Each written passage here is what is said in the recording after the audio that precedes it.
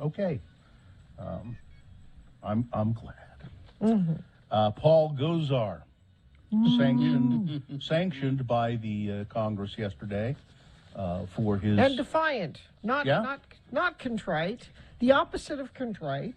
Sanctioned is an interesting what they do. Now, it's been 10 years since they've officially sanctioned anybody, the Congress.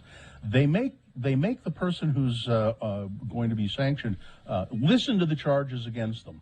You have to listen to the charges. Then they all vote. You have to be there. Everybody votes, and you can't be a secret vote. You have to see. Everybody has to let, and then they strip you of your committee. And that's the only reason to be in Congress, is to be on committees. If you don't have any committee, like Marjorie Taylor Greene, she was removed from any committees. She's useless. She doesn't care, though. No. But she can't really do anything for her constituents. But she doesn't care about that. She's still on TV. That's why she ran for Congress, not to help her constituents, but so that she could be a celebrity. And you remember Mr. Gosar. This is the guy who, when he was running for that office, his entire family, not just a couple people, his entire family did political ads saying, "Don't vote for my brother. He's crazy." His brother, Tim Gosar, says, "I believe my brother, Paul, is dangerous, unhinged, and reckless." And somebody that, as I have said before, needs not only to be censured, but to be thrown out of Congress. Yes. And they interviewed, this guy used to be a dentist, and they interviewed his former patients, and they're like, we don't even recognize him anymore. He said criminal charges. His brother said criminal charges ought to be brought against him. Many of his siblings have for years distanced themselves from him. He has become increasingly radical and repeatedly reportedly he is tied to white nationalists. I think that's not reportedly. He's definitely. He definitely is. He's attended a couple of events, but 6 of his siblings. Well, it comes from a big family. It's not just one. This is a big family.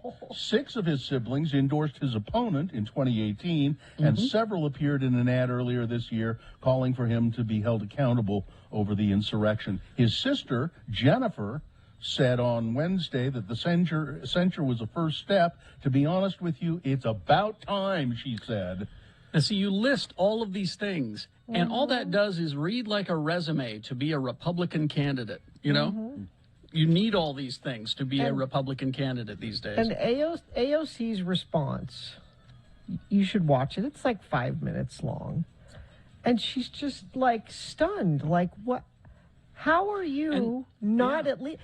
you don't have to agree with me on any policy or any. How can you not say just on this instance that this was wrong? How can you not say that? And after the censure, he retweeted the video. Yes. That's 5 minutes I don't have to spare, Gina. Okay? To hear that woman whining about stuff. She wasn't whining. I heard a little bit of it. Measured and she was whining. Like a liberal does, you know? I'm playing the other role, I'm trying not to bum people out completely. All right, I think that's about it. Sports, weather, traffic. Okay, so the Jazz tonight, they're home to the Toronto Raptors. That game is at 7:00, and in the NFL, the Patriots and the Falcons, that game is at 6:20 tonight. Nothing. Oh, you sound like you. I was mumbling to myself about the game. Oh, I'm gonna watch the game and set the TV like that. Yeah. Let's see. Weather. It's chilly, 30 right now. That's below freezing, right this minute. And it won't get a whole lot warmer today. 50 for a high. Increasing clouds, and a slight chance of rain overnight tonight into tomorrow. Not great. 20% overnight. And a better chance Friday night into Saturday, about 50% chance of rain that day. Traffic, let me refresh my UDOT cameras so I can give you the most up-to-date information. And that information is that things are moving well. I see green all up and down the Wasatch Front, meaning there are no accidents being reported, no slowages, unless you're there to report one. If you see something UDOT doesn't, You can text it to us. Just make sure it's safe for you to text. 33986 is where you do that. Get to Strong Volkswagen during the Sign and Drive event. All you need is a signature. Plus, you get a lifetime warranty, no charge. Get details and unlock stronger pricing at strongvw.com. All right. We do have coming up just after 7 o'clock, two things are going to happen. Oh, you're winning left and right. First of all, we're going to start the $1,000 a day giveaway with our first keyword. Deep Voice Guy will explain how that contest works, but that'll be just after 7 o'clock. We'll do that. And then it's Beat Gina. You could win one of these if you're at x96.com/live. The Roadside Diner edition of the Radio from Hell coffee mug, suitable for murder. We're going to give that away. The subject of the trivia today is, I don't know. I have all these leftover questions from weeks past, so I'm just going to go through the list and ask you questions there. Multiple choice. All right, Geek News brought to you by The Nerd Store and Dr. Volts. Here's what's coming up. Lady Mechanical Volume 1, Teenage Mutant Ninja Turtles, 80th anniversary of Aquaman, always at the Nerd Store and Dr. Volts Comics. All right. Okay, Geek Twitter was all a Twitter about the Spider-Man No Way Home trailer. Of course, they've been anticipating it for months and saying it's coming out Tuesday for months.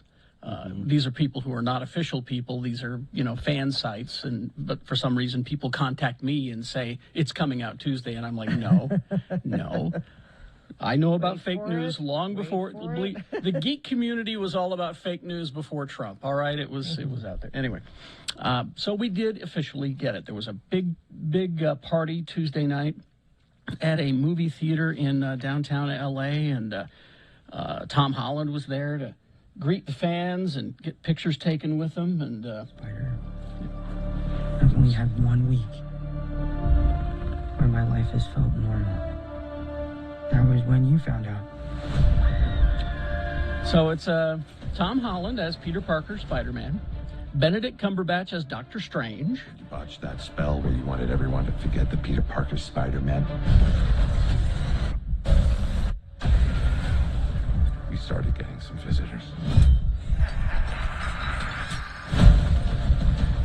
From every universe.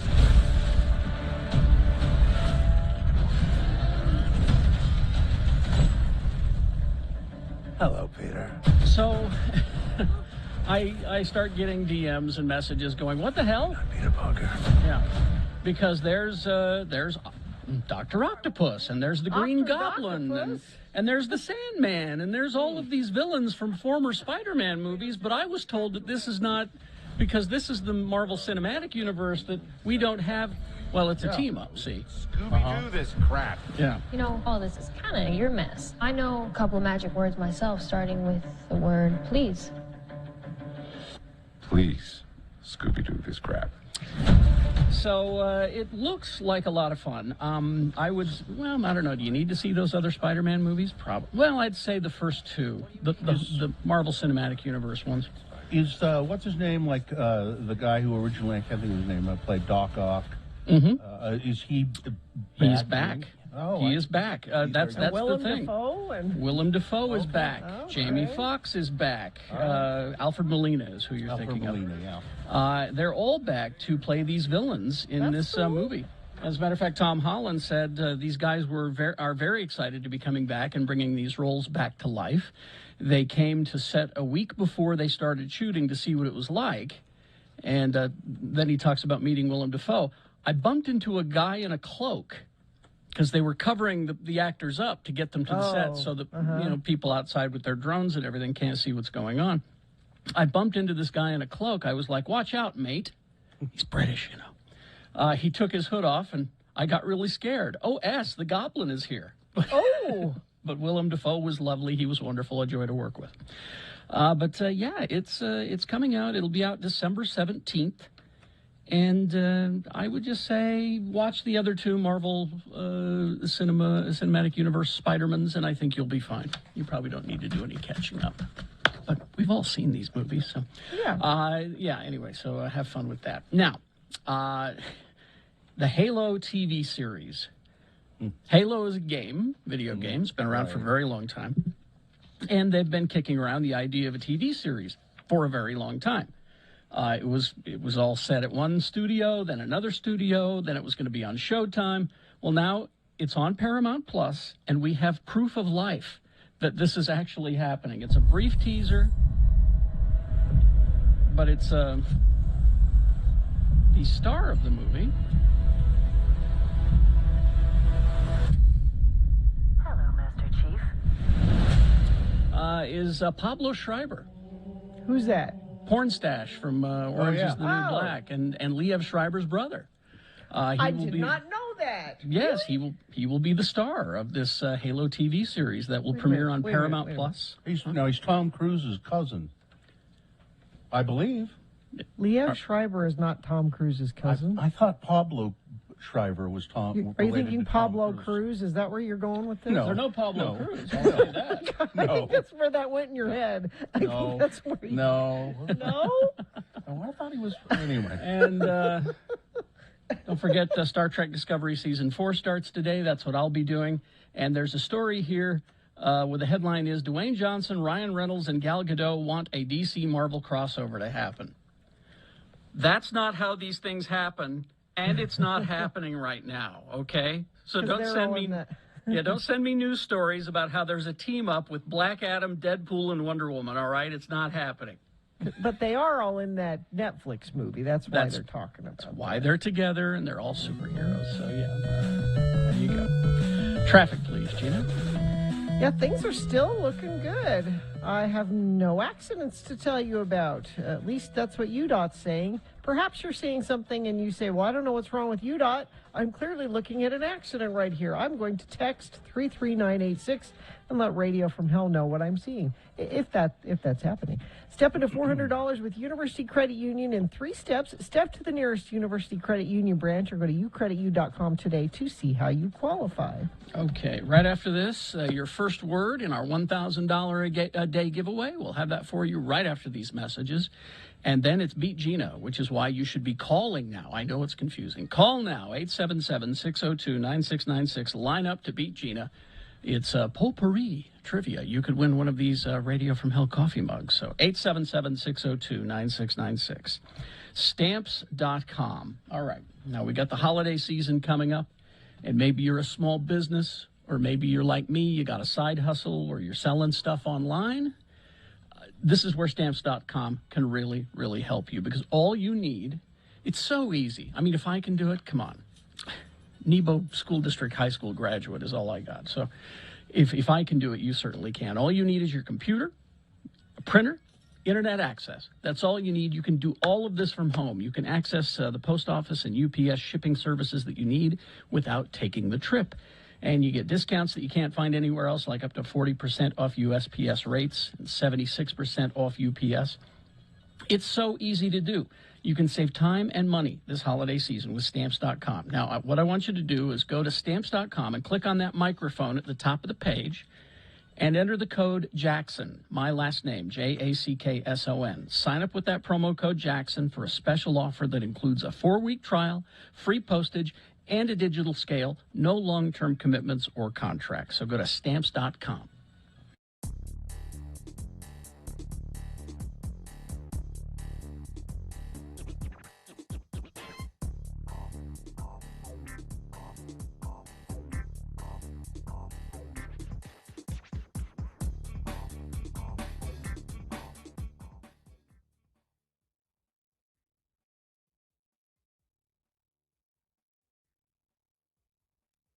CART. Spell it with me now. C-A-R-T. And now we'll use it in some dialogue featuring our 2 Utah friends, LeVar and LeGrand. Come join the boys now as they drive the highways and byways of our great city, Salt Lake. LeGrand is driving. His friend LeVar is an unwilling passenger. Again, the Utah word is CART. Listen, Mr. Elder LeGrand R. Dunn Jr., I appreciate you driving me to my appointment and all, but you're scaring me to death with the way you're handling this automobile. I think we may die before we get there. I've been driving this Reliant K car without so much as a fender bender for 8 years now, Lamar. I don't think you have no room to talk about how I drive. Watch out where you're going, you flipping fool! There, he's see, LeGrand, that's just what I mean right there. You cut in front of that guy there, almost rammed into him, and then you honk and yell. It was your fault. The gall-danged mother flipper saw me signal and just wouldn't move out in the way. He should have moved out in the way. Look, why don't you just pull over and let me behind the wheel of the K before you give us both ulcers? Because you haven't a driver's license at this particular junction of time and space. You cannot legally drive. That's why we're driving to the traffic cart, to meet your liar. I have my doubts whether you will get it back, though. You run over a person in a pedestrian crosswalk. Well, the cart isn't going to look on that very favorably. First off, I didn't run over nobody. I just knocked the guy down. Hell, he jumped right back up, started yelling bloody murder at me, and then it was me that was the one who calmed him down and helped him find most of his teeth. And second off, I fired my liar. He said the best he could do was keep me out of the state pen and in the county log. He weren't no help at all. So I will represent myself in court. Well, you know what they say, LeVar. A man who serves as his own liar in cart has a dipstick for a client. Oh, come on now. Whoever said that? Smartest liar ever. Who, F.G. Bailey? Or that Melvin Belly? Maybe it was that Lehigh McKenzie from L.A. Law. Nope. The smartest liar ever was Perry Mason. Never lost a case in cart. He was good. Hey, do you ever look at his secretary, that Deli Street, and have impure thoughts? Yeah, when I was a kid. When I confessed to my church leaders, I was afraid they'd haul me into the bishop's cart.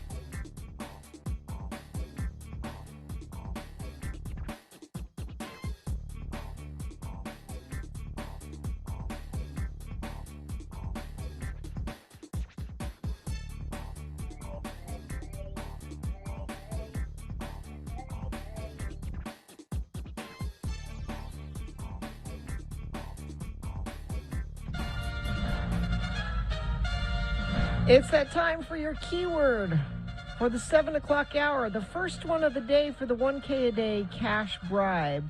Now, this is only going for a day or two more. Your chance to win $1,000.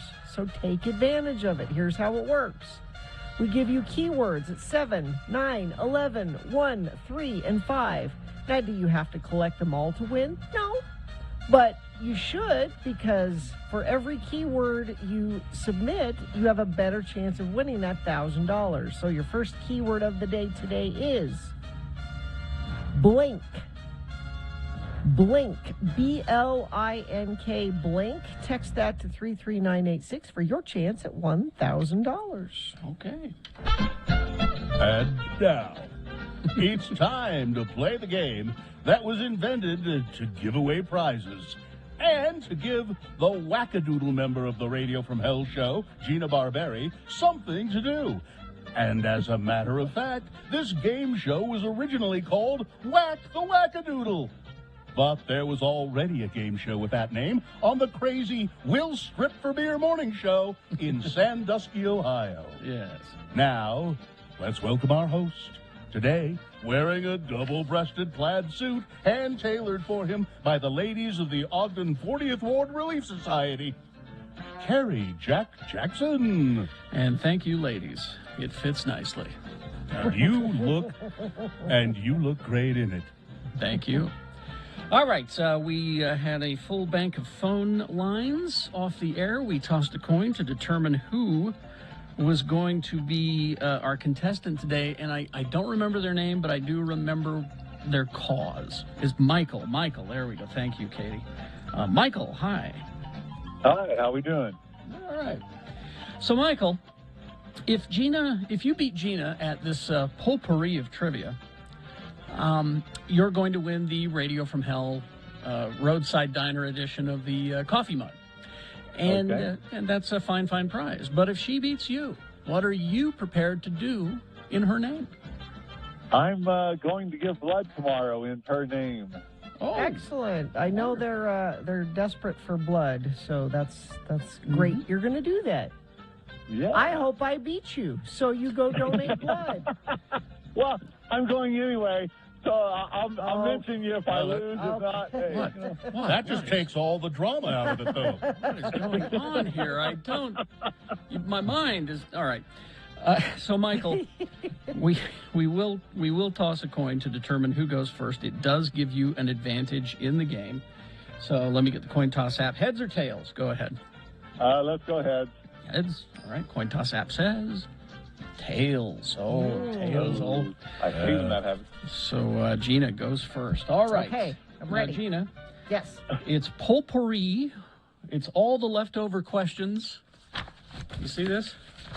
All lot the of leftover leftover. questions. Oh, okay. Because we always overwrite, just in case, And so I've shuffled the deck, and now, as you can see, there are 4 questions on here. Okay. On the first page. I want you to pick 1, 2, 3, or 4. 4. Question 4. This is Pulp Fiction trivia. Okay. All right. Gina, what cereal is Lance eating when Vincent calls him for help with Mia's overdose? What cereal? Okay. Is it A, Fruit Brute, B, Sir Grapefellow, C, Baron von Redberry, or D, Body Buddies? Believe it's Body Buddies. Incorrect, Michael. No? Hands to steal, Michael. Here we go. These are all real cereals, by the way. I want you to know. Really? All real cereals. Michael. I'm going to have to go with C. Baron von Redberry? Yep. Incorrect. Both of you. It is Fruit Brute. Fruit Brute. Oh, Fruit really? Brute. All right, the So- score is 0-0 in this gripping game. All right. Michael, you control the question. I'm going to shuffle the deck again. All right, Michael. I have a list of questions here. I want you to pick 1, 2, or 3. I'll take 1. Okay, this is Carrie Fisher trivia. Okay. What award did Harvard College present to Carrie Fisher? Was it A, Food Photographer of the Year, B, Best Sex in Fiction Writing Award, B, the Lynn Lehman Lemon Award, or D, the Annual Outstanding Lifetime Achievement Award in Cultural Humanism?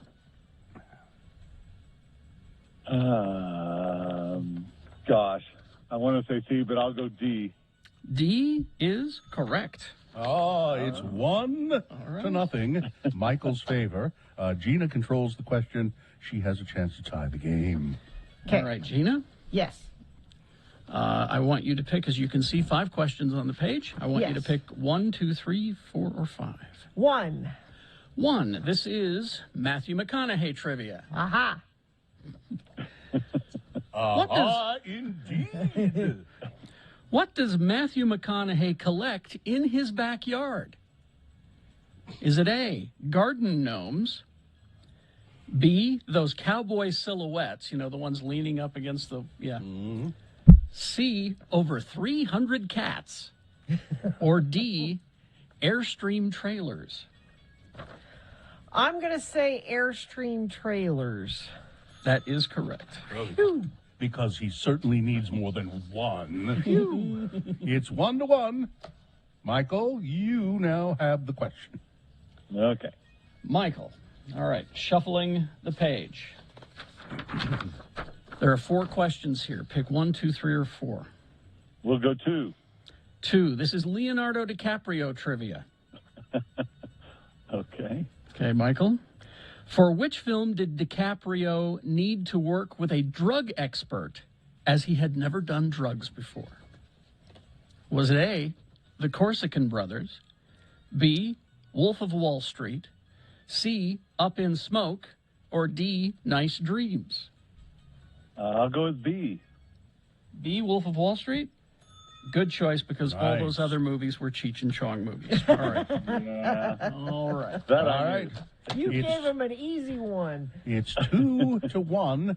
Gina controls the question, and she has a chance to tie. Tie the game. Fate chose that question, Gina. Okay. I didn't All tell right. you. You're All right. You're right. Let's stop complaining and get on with the game, Gina. Okay, 1, 2, or 3, Gina. There are 3 questions here. 2.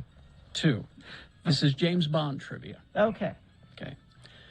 What does James Bond use to slide down a snowy mountain in The Living Daylights? Was it A, a blow-up raft from the plane that was about to crash? B, a cello case? C, a regular disc/sled greased with a non-chloric silicone-based kitchen lubricant? Or D, a cardboard refrigerator box? I don't know, so I'm guessing A. A blow-up raft from the plane that was about to crash? Yeah. That was Raiders. That was Indiana Jones, Gina. I'm sorry, that's incorrect. So, Michael. It's a chance to steal and win the game. I know, but I don't know this one. But go ahead. Can I hear me? You want to hear it again?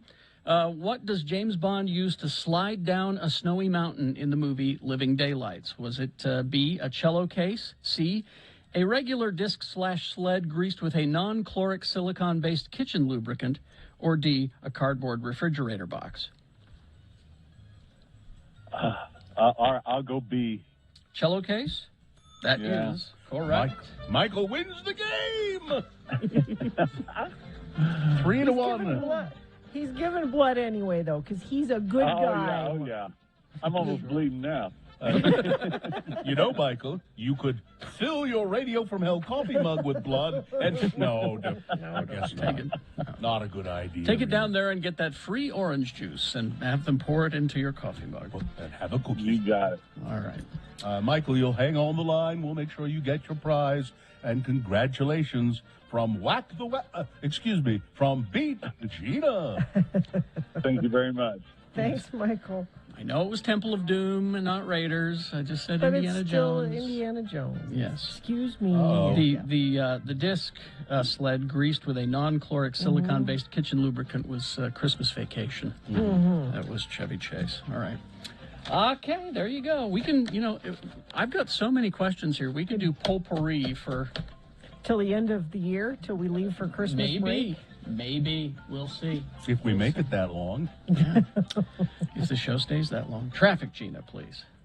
Let's see. Let me refresh this because it's been very light this morning. It may continue to be so. Yes, it continues to be so. Well, at least as far as UDOT's concerned, maybe you're seeing some trouble out there that friends of the program need to be aware of. Please, if you see something, say something. Text it to us, 33986. Robber's Roost Campsite Cordial Rockin' Bourbon. Enjoy this rich, warming, spiced whiskey spirit straight from the bottle, or pour it in a tin cup and sip it by a fire. On shelves now at select the ABC stores. Produced by Water Pocket Distillery.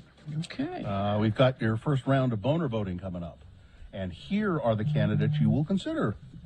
Number one, it was hot. Let me start again. It was hot and dark, and it hurt my back. Ooh. Boner candidate number two, Ted has come to the realization that his wife is ugly. And boner candidate number three, BYU fans, they need ways that they can swear. I know what this one is. All right, Boners round one, big boy news, all coming up after these, X96.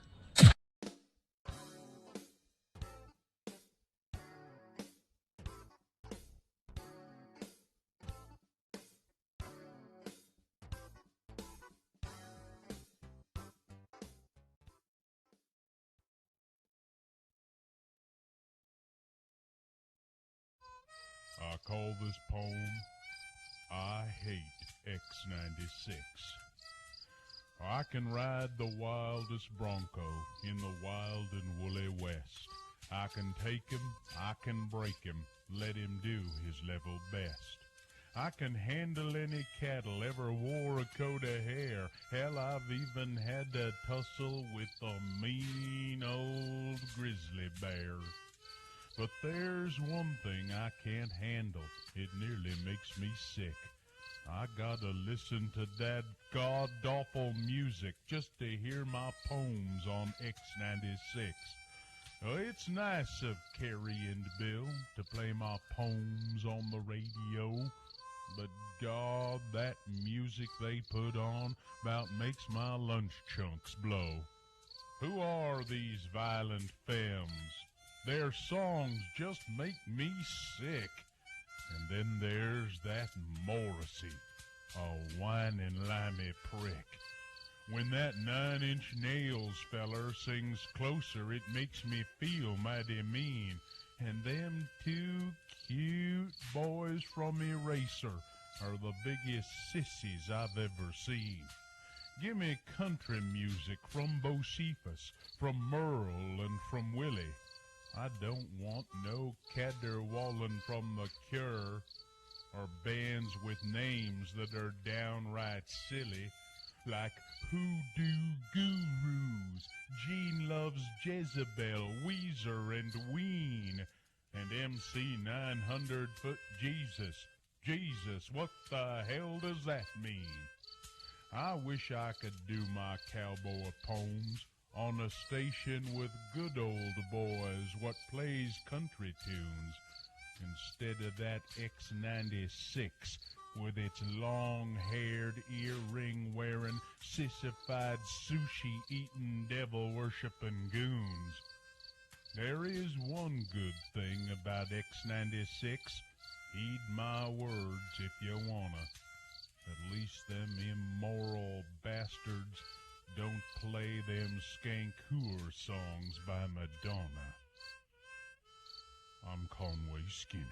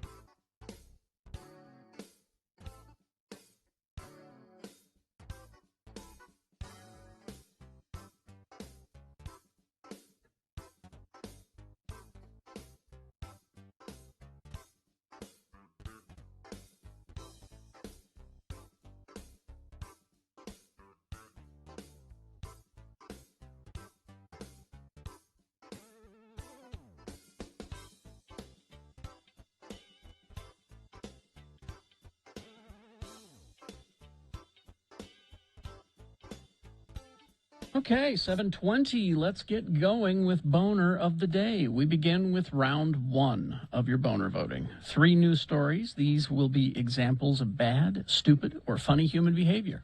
You'll decide with your vote of these 3 which one is the worst, which one should go forward to Boner Fight and possibly become Boner of the Day. See if it wins here. It does secure a spot in Boner Dome. Round 2 will come up at 8:20 with 3 more candidates. We'll get another winner there. We'll take the winner of each round and put them both against each other. You'll decide Boner of the Day at 9:20 this morning. That's when Boner Fight happens. So be ready? Okay. Let's do round 1. Send one of these 3 forward. Here we go. 2 candidates now. A third right after the news. Once you've heard all 3, then you'll vote. One of you lucky random Boner voters will receive tickets to see IDK Howe and the Thought Reform Tour live at the Depot on January 28th. Boner candidate number 1. It was hot and dark and it hurt my back. The Michigan Department of Licensing and Regulatory Affairs has revoked a Garden City woman's daycare license after an investigation revealed that, so she has a lot of kids in her care at the daycare. One child put another child in a clothes dryer and turned it on while under her supervision. And she didn't tell, when she found out about it, she didn't tell the kid's parents. It was critical to take emergency action to protect the health, welfare, and safety of the children at this family daycare home, said the agency in a news release. According to the licensing agency, the woman brought the child, described only as a minor household member, number 1, into the hospital on August 4th because she was stressed out because this child had put another child in a clothes dryer and turned it on. Child number 1 later admitted to a nurse and social worker that she did, in fact, put another child in a dryer. Later, the child who was in the dryer told her mother about it and said, "It was hot and it was dark and it hurt my back." Oh, I thought you made up that part. That's what they said. It was hot and dark and it hurt my back. And then proceeded to lie about it when the investigation was underway. Oh, kids make things up. They tell stories. That didn't happen. So she's her license to run a daycare has been suspended. Boner candidate number 1. It was hot and dark and it hurt my back. Here's Boner candidate number 2. Ted has come to the realization that his wife is ugly. Ted Cruz, what a bonehead. Attempted to insult Liz Cheney on Tuesday night, only to get owned by Liz Cheney. Cruz was on Sean Hannity's Fox News show when he accused the Wyoming congresswoman of being more like a Democrat because of the way she has spoken out against the former president. I think she falls into the category of people who Donald Trump just broke, shattered, Cruz said, according to people who saw the show. The senator added, she hates Donald Trump so much that it has overridden anything in her system. She's lashing out at Trump and Republicans and everything, and she's become a Democrat. And it's sad to watch what has happened. It is Trump derangement syndrome, said Ted Cruz. Well, Cruz may have thought he owned Cheney, but nope. Yeah. She responded to him on CNN. Donald Trump broke Ted Cruz, Cheney said. A real man would be defending his wife and his father and the Constitution. Amen. Yep. Cheney was, of course, alluding to the many ways Donald Trump taunted Ted Cruz, such as calling the senator's wife ugly, suggesting that his father was involved in the assassination of John F. Kennedy, and promoting false claims that the 2020 presidential election was stolen. As of Wednesday, Cruz had not said anything about Liz Cheney's comeback. Because he can't. What can he say to that? Those things are true. Well, it's true. I've come to the realization that my wife is ugly. Boner candidate number 2. And after all that, he called and made fundraising phone calls for Trump. Coming up in a moment, Boner candidate number 3. BYU fans, they need ways that they can swear. Boner candidate number 3 for round 1. Coming up after this, Big Boy News and Opinioendo now, brought to you by Moochie's would like to thank their loyal customers for supporting their locally owned and operated business. Moochie's has been voted Best of Utah for over 17 years. Dine-in, delivery, and pickup available. Because it's BYU, I'll do a little sports story here. And BYU will be featured in the third Boner candidate. The New York Jets, they will take the field against the Miami Dolphins on Sunday. Now, the Jets famously drafted, I think, in the first round, and then started rookie quarterback BYU sensation Zach Wilson. And Zach Wilson, he was a very good quarterback at BYU. Yeah. But unfair probably to put him in as a starting quarterback in the NFL right off, right in the get-go. But it's you just put him behind a veteran and learn how to be in the NFL. Yeah. And It's fascinating to me now. Zach Wilson got injured. Joe Flacco is going to start. Yeah. How old is Joe Flacco? He has been around the NFL for about 40 years, I think.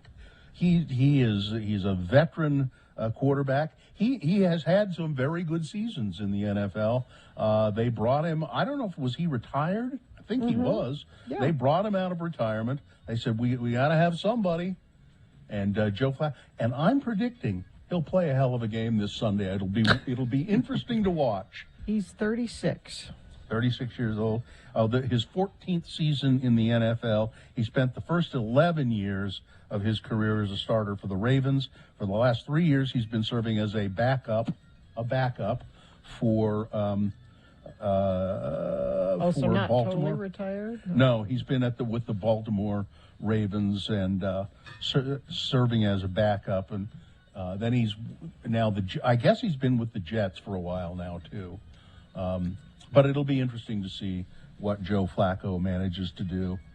Now the people who were worried that we were talking about this a couple of weeks ago, that the good old rat battles of yore were gone, that there weren't any shootings anymore, and rappers killing each other. Well, Young Dolph, a prolific rapper who has worked with 2 Chainz, Megan Thee Stallion, and T.I., was shot and killed in Memphis, Tennessee on Wednesday. He was 36. Local officials said that Young Dolph, who was born Adolph Robert Thornton Jr., was killed in a drive-by shooting outside of Makeda's Butter Cookies. He's in there buying some butter cookies. I like butter cookies. He comes out and gets shot down. He was a regular patron of the store. They're saying that it's some rap grudge feud? match going on. Yeah, it's a feud. That's the word I was looking for. Summit County schools here in Utah. 4 schools in Summit County must mask up to prevent COVID-19 cases from climbing. The Summit County Health Department told Fox 13 that this is the highest number of schools with a mask mandate since the department issued a public health order months ago. And you know who has really good COVID numbers? Like meaning low numbers?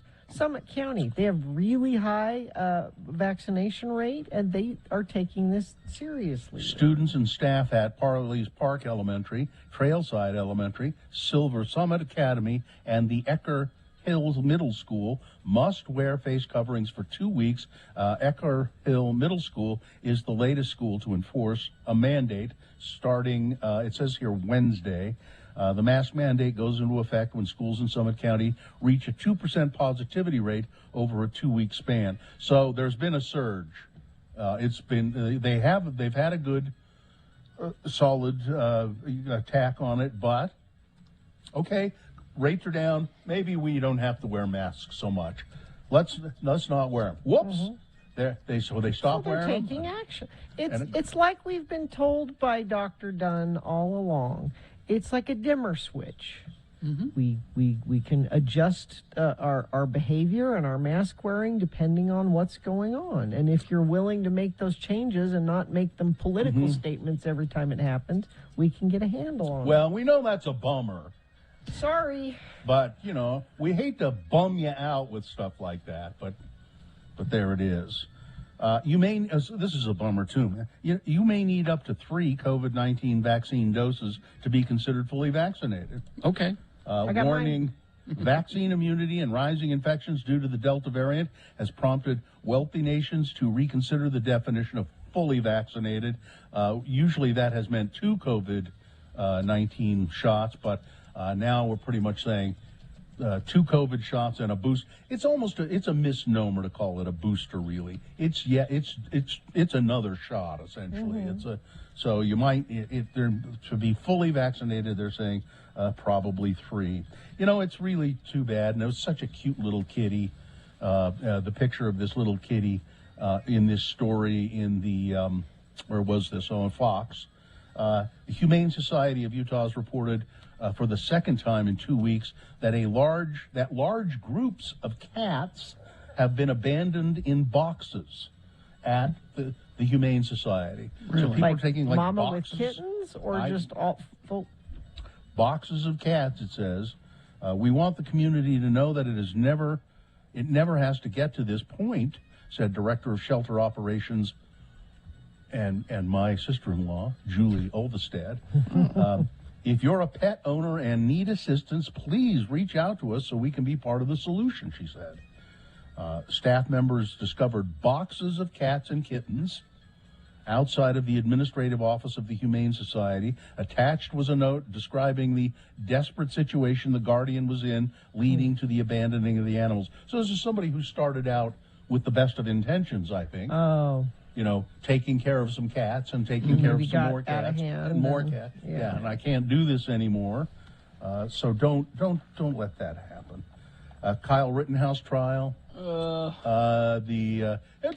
was nice. I think the more I thought about it, it was really nice of the judge to allow Kyle Rittenhouse to select his own jury members. It was very nice of him. The thing now is there going to be a mistrial over this video, and I totally get this. Let me tell you why. The video is the drone video. So there's drone video of the night. Yeah. And the prosecution sent the video to the defense.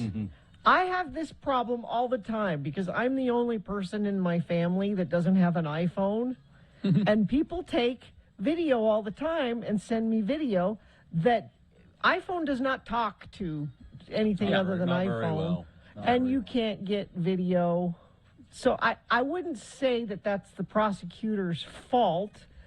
That it's the defense has dumb phones that don't. This shouldn't be a mistrial because they're making it sound like they purposely sent damaged video to them that they couldn't watch. Well, and the judge wasn't helping that argument much because he doesn't understand how to work his phone. Right. I would take a little bit of an opposing view on that, though. It is incumbent upon them to make sure that however they are sending or giving them the video, they should make sure that they are able to see it. No, you can. You don't know what kind of phone you're sending it to their phone number. You should make sure. Well, but here's the thing: is that they tried to show it to the judge on an iPad, but the judge said that iPads distort things. Yeah. Because whenever I need to read certain emails, I screen capture them because I can't open the email properly, so I screen capture them and then read them on the screen capture. And when I zoom in on them, it distorts things. Yeah. So I can't use the video because it's distorted because of the iPhone. This should not be cause for mistrial, is what I'm saying. Okay. And nothing strikes like a deer. The John Deere. Did you know they were striking? Yeah. They've been striking for a long time, and now they're not. Nothing strikes like a deer. Tens of thousands of workers at the John Deere plant have ended one of the largest strikes in years. They voted Wednesday to accept a new contract and return to work. They had promised to go back to work and not bum people out anymore. Weather, traffic. So it's pretty chilly out there right now. It's 30 degrees, and we're going to warm up to about 50, 51 for a high with increasing clouds. Slight chance of rain tomorrow, 20% during the day, a little better chance overnight, Friday night into Saturday, about 50% chance. And then we clear up for the weekend.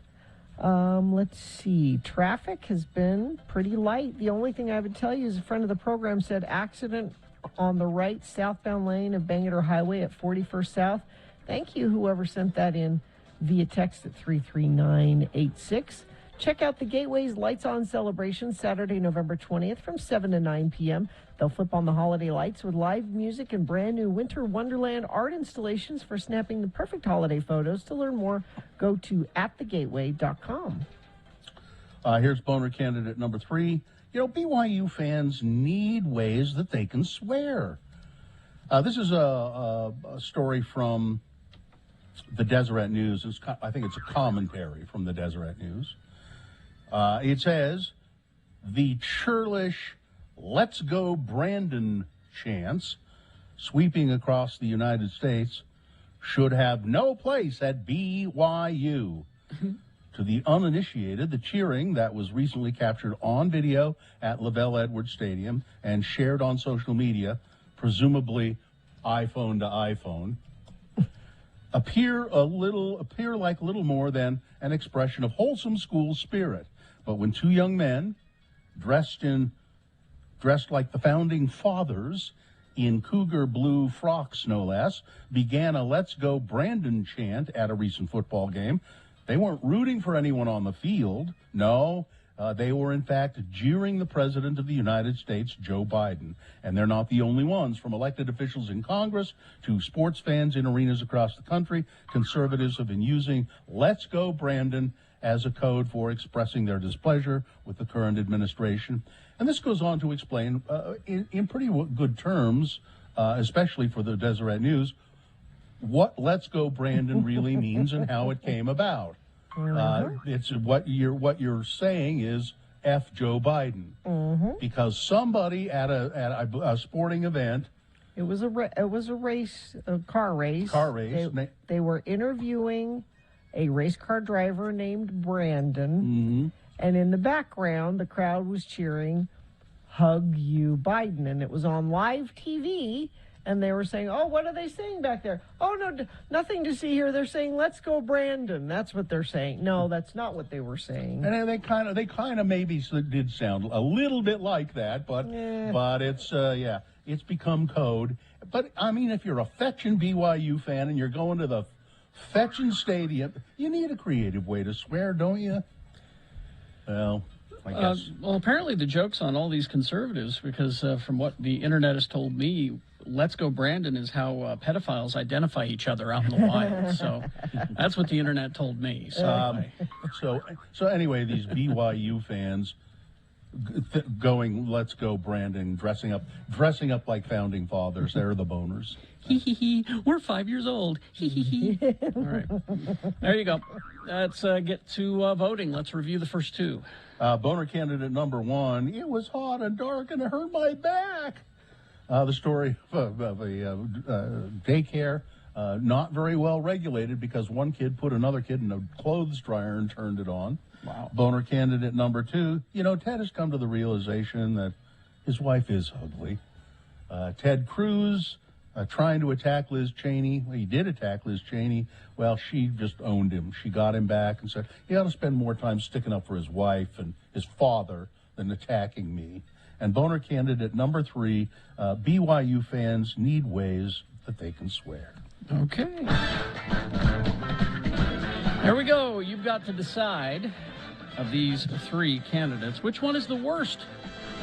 Which one deserves to go forward to boner fight, possibly becoming boner of the day? Winning here does not make it boner of the day. Winning here makes sure it has a spot in Boner Dome. All right, so we'll come up at round 2. We'll do that at 8:20 with 3 more candidates. We'll get another winner there. We'll take both winners and put them against each other, send them both to Boner Dome. You will decide boner of the day at 9:20 this morning. That's when boner fight happens, and that's when you'll vote. So right now, let's just focus on round one. That's this. Send one of these three forward. Two candidates. Here we go. I mean, all three candidates. 1, 2, or 3. Remember your candidate number is what I was trying to say. Put that single digit in the message of a text and then text that to 33986. Okay? All right. Let's see. You can also call 877-602-9696. Use your voice to vote. Or go online, x96.com, look for the box that says Boner Voting November 18, 2021, and vote there. You have until the end of these messages. Let's go. This is round one.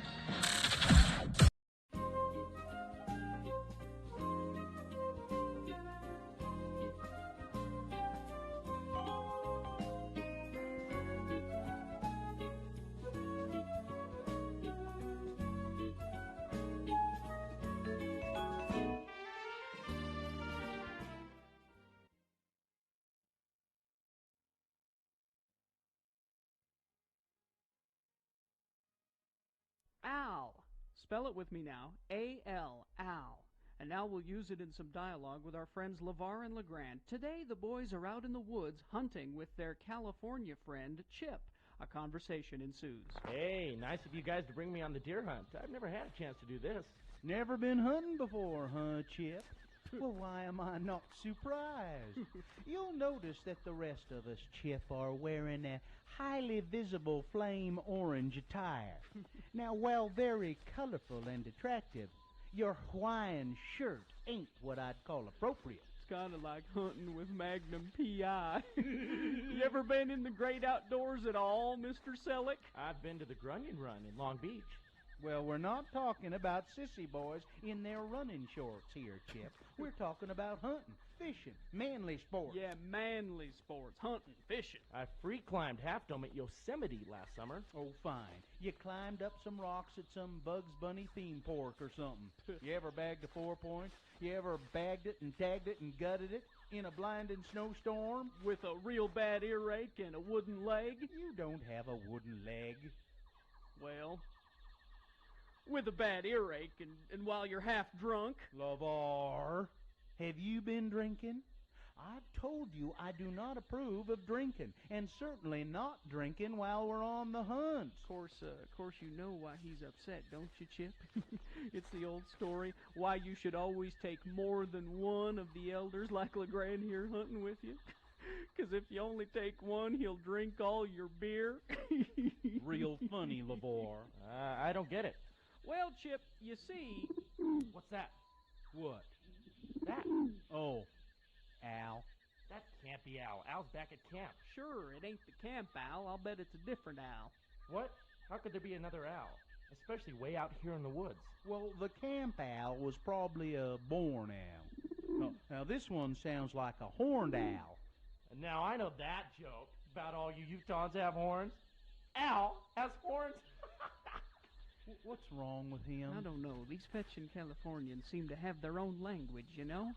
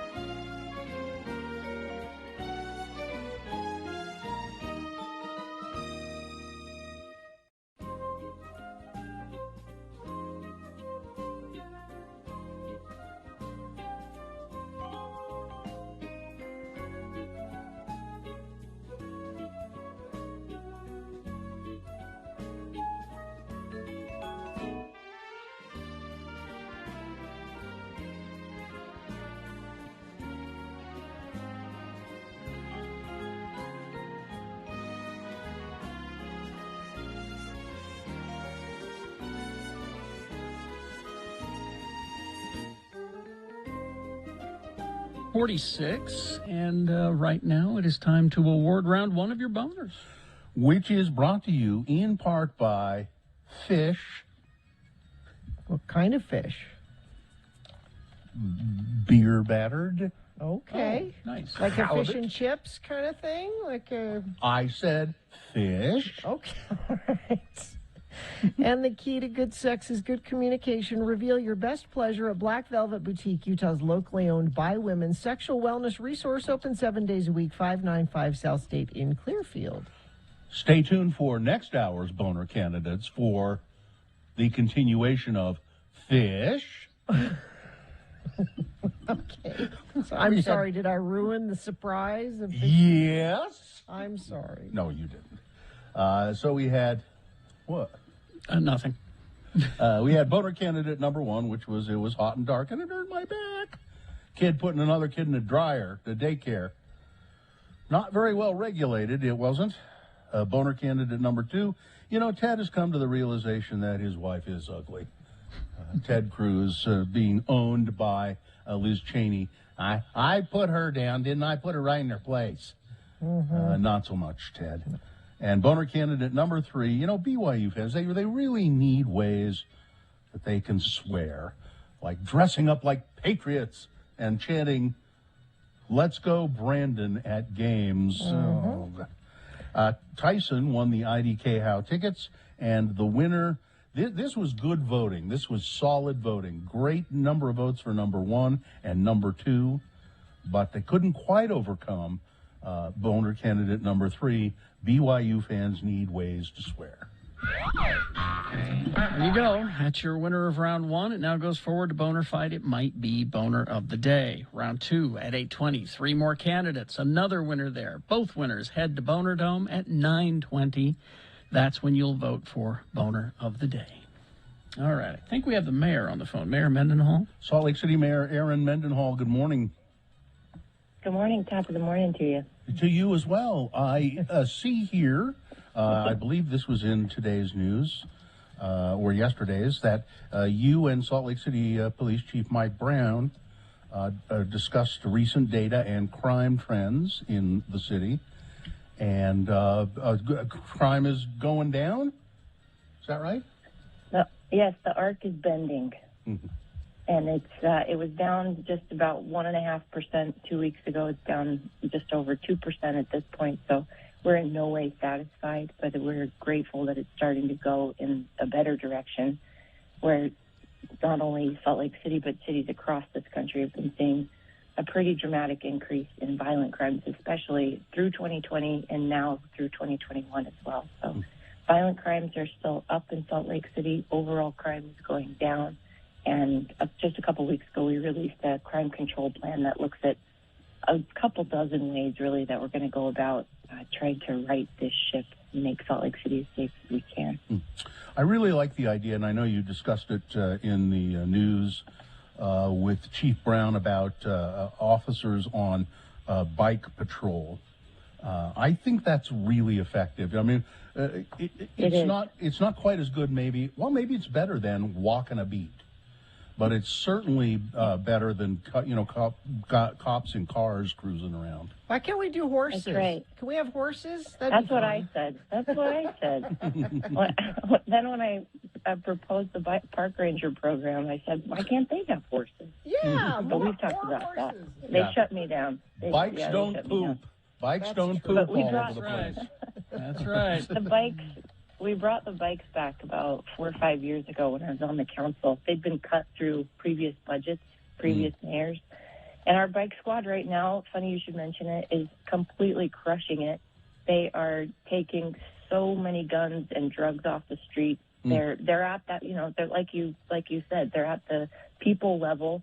They move a little faster than if they're on foot, so they can cover a little bit more ground. But they get to know the areas in that beat patrol sense. So we have 20 bike patrol officers on 4 different squads out there, and they're doing a killer job. I have ridden my bicycle a lot all over the city over the years, and that's really the way to get to know neighborhoods is riding your bike, not driving your car. You really do get to know them. So that's great news. Now, there was also in the news Salt Lake City having to try and shoulder the responsibility for the homeless population, just alone all the time. That must get very frustrating. Yeah. And you're only slightly exaggerating because we're not completely alone, but we are the vast majority of services, and we're turned to every winter. Last winter, Mill Creek stepped up, and I give them kudos for that because that's something that really no other city outside of Salt Lake and the county's been willing to do. But this winter, once again, it's just Salt Lake City with the winter shelter. We want people to have shelter, absolutely. And I think that's why you saw our council vote yes. It was a really difficult vote for them.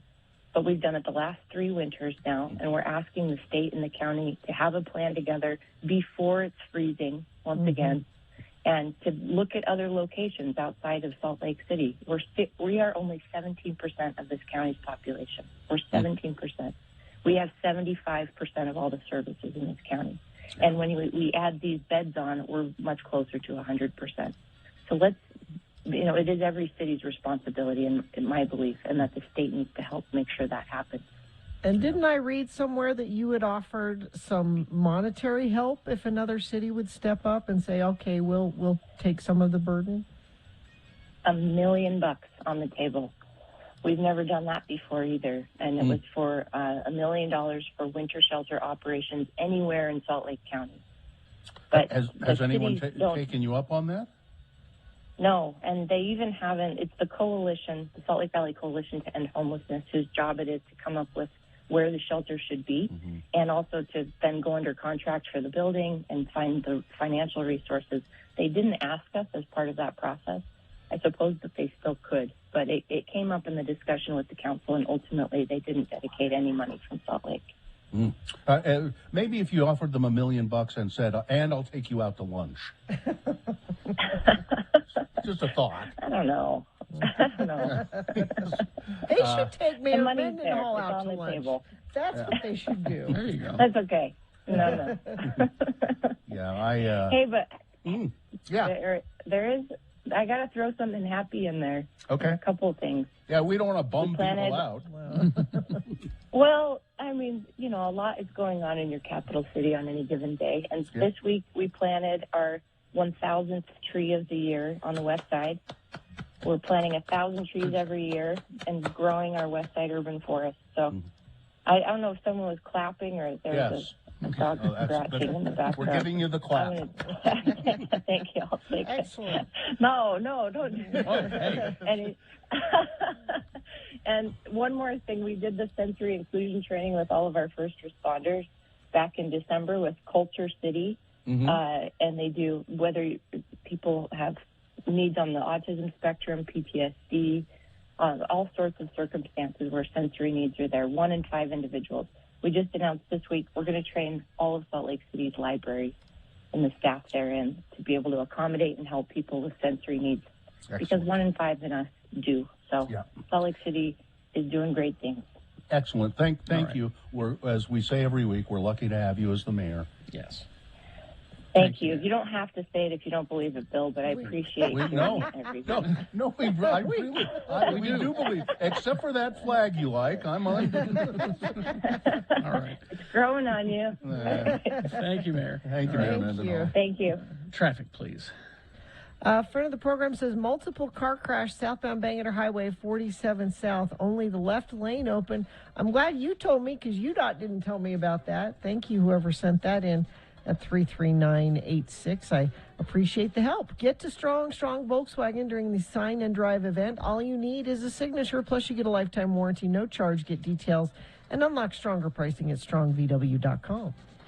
All right, so we will take a break. We will be back. Sean Means reviewing movies after these, including Ghostbusters Afterlife. All on the way. Stand by. BigOTires.com. Buy 3, get 1 free on select sets of Mesa tires as part of their Black Friday sale at Big O Tires, which goes through the 29th of November. Also, $100 instant savings on Cooper tires and $140 instant savings on Michelin tires. And it's there in their name, Big O Tires. But Big O they do much more than tires. Isn't that the fact, Gina?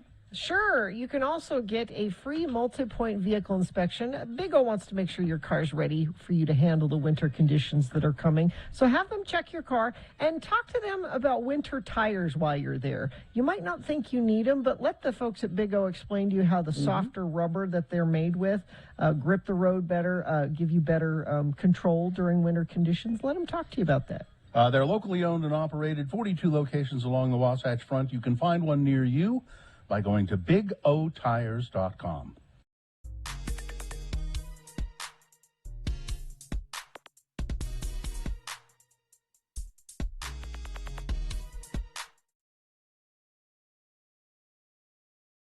Here's what Kerry Jackson is doing when he's not on the air. Grandma, why do we have to drive all the way up from Salem to Orem just to go to the Training Table restaurant? Because they have the cheese fries, you stupid little turd. Grandma. It's worth the 20-mile drive for the cheese fries. Yeah, worth it to you. You don't have to drive. Well, what did you say? I said that those cheese fries seem to make you thrive. That's what I said. Of course they do. Cheese fries have all the nutrients we old people need. And they're easy to digest, too. Oh, when those rat bastards down home get the cheese fries to their burger joint, maybe we'll eat at home. Grandma, did you bring your stool softeners? Just, you never mind about my stool softeners. Just get on the damn phone and order the cheese fries. Okay. Oh, and about 10 of them cups of dipping sauce. Grandma, can I order a burger for myself? Well, if you've got the money to pay for it. What do you think I am, Zion's First National Bank? No, I don't. Stupid little turd. Here's what Bill Allred is doing when he's not on the air. Hi, welcome to the Training Table. Can I take your order, please? Well, sure. Bill? Bill, is that you? Just a minute. Hello? Hello, welcome to the Training Table. May I take your order, please? Hey, what happened to the guy I was just talking to? Guy? Wait a minute. Bill, this is you, isn't it? I don't know what you're talking about. My name is Jenny Parsons. Who are you? Oh, come on. Like you don't know that I'm Kerry Jackson, your partner on X96's Radio from Hell show. Oh, you're Kerry Jackson? Oh, I've heard of you and the Radio from Hell show, too.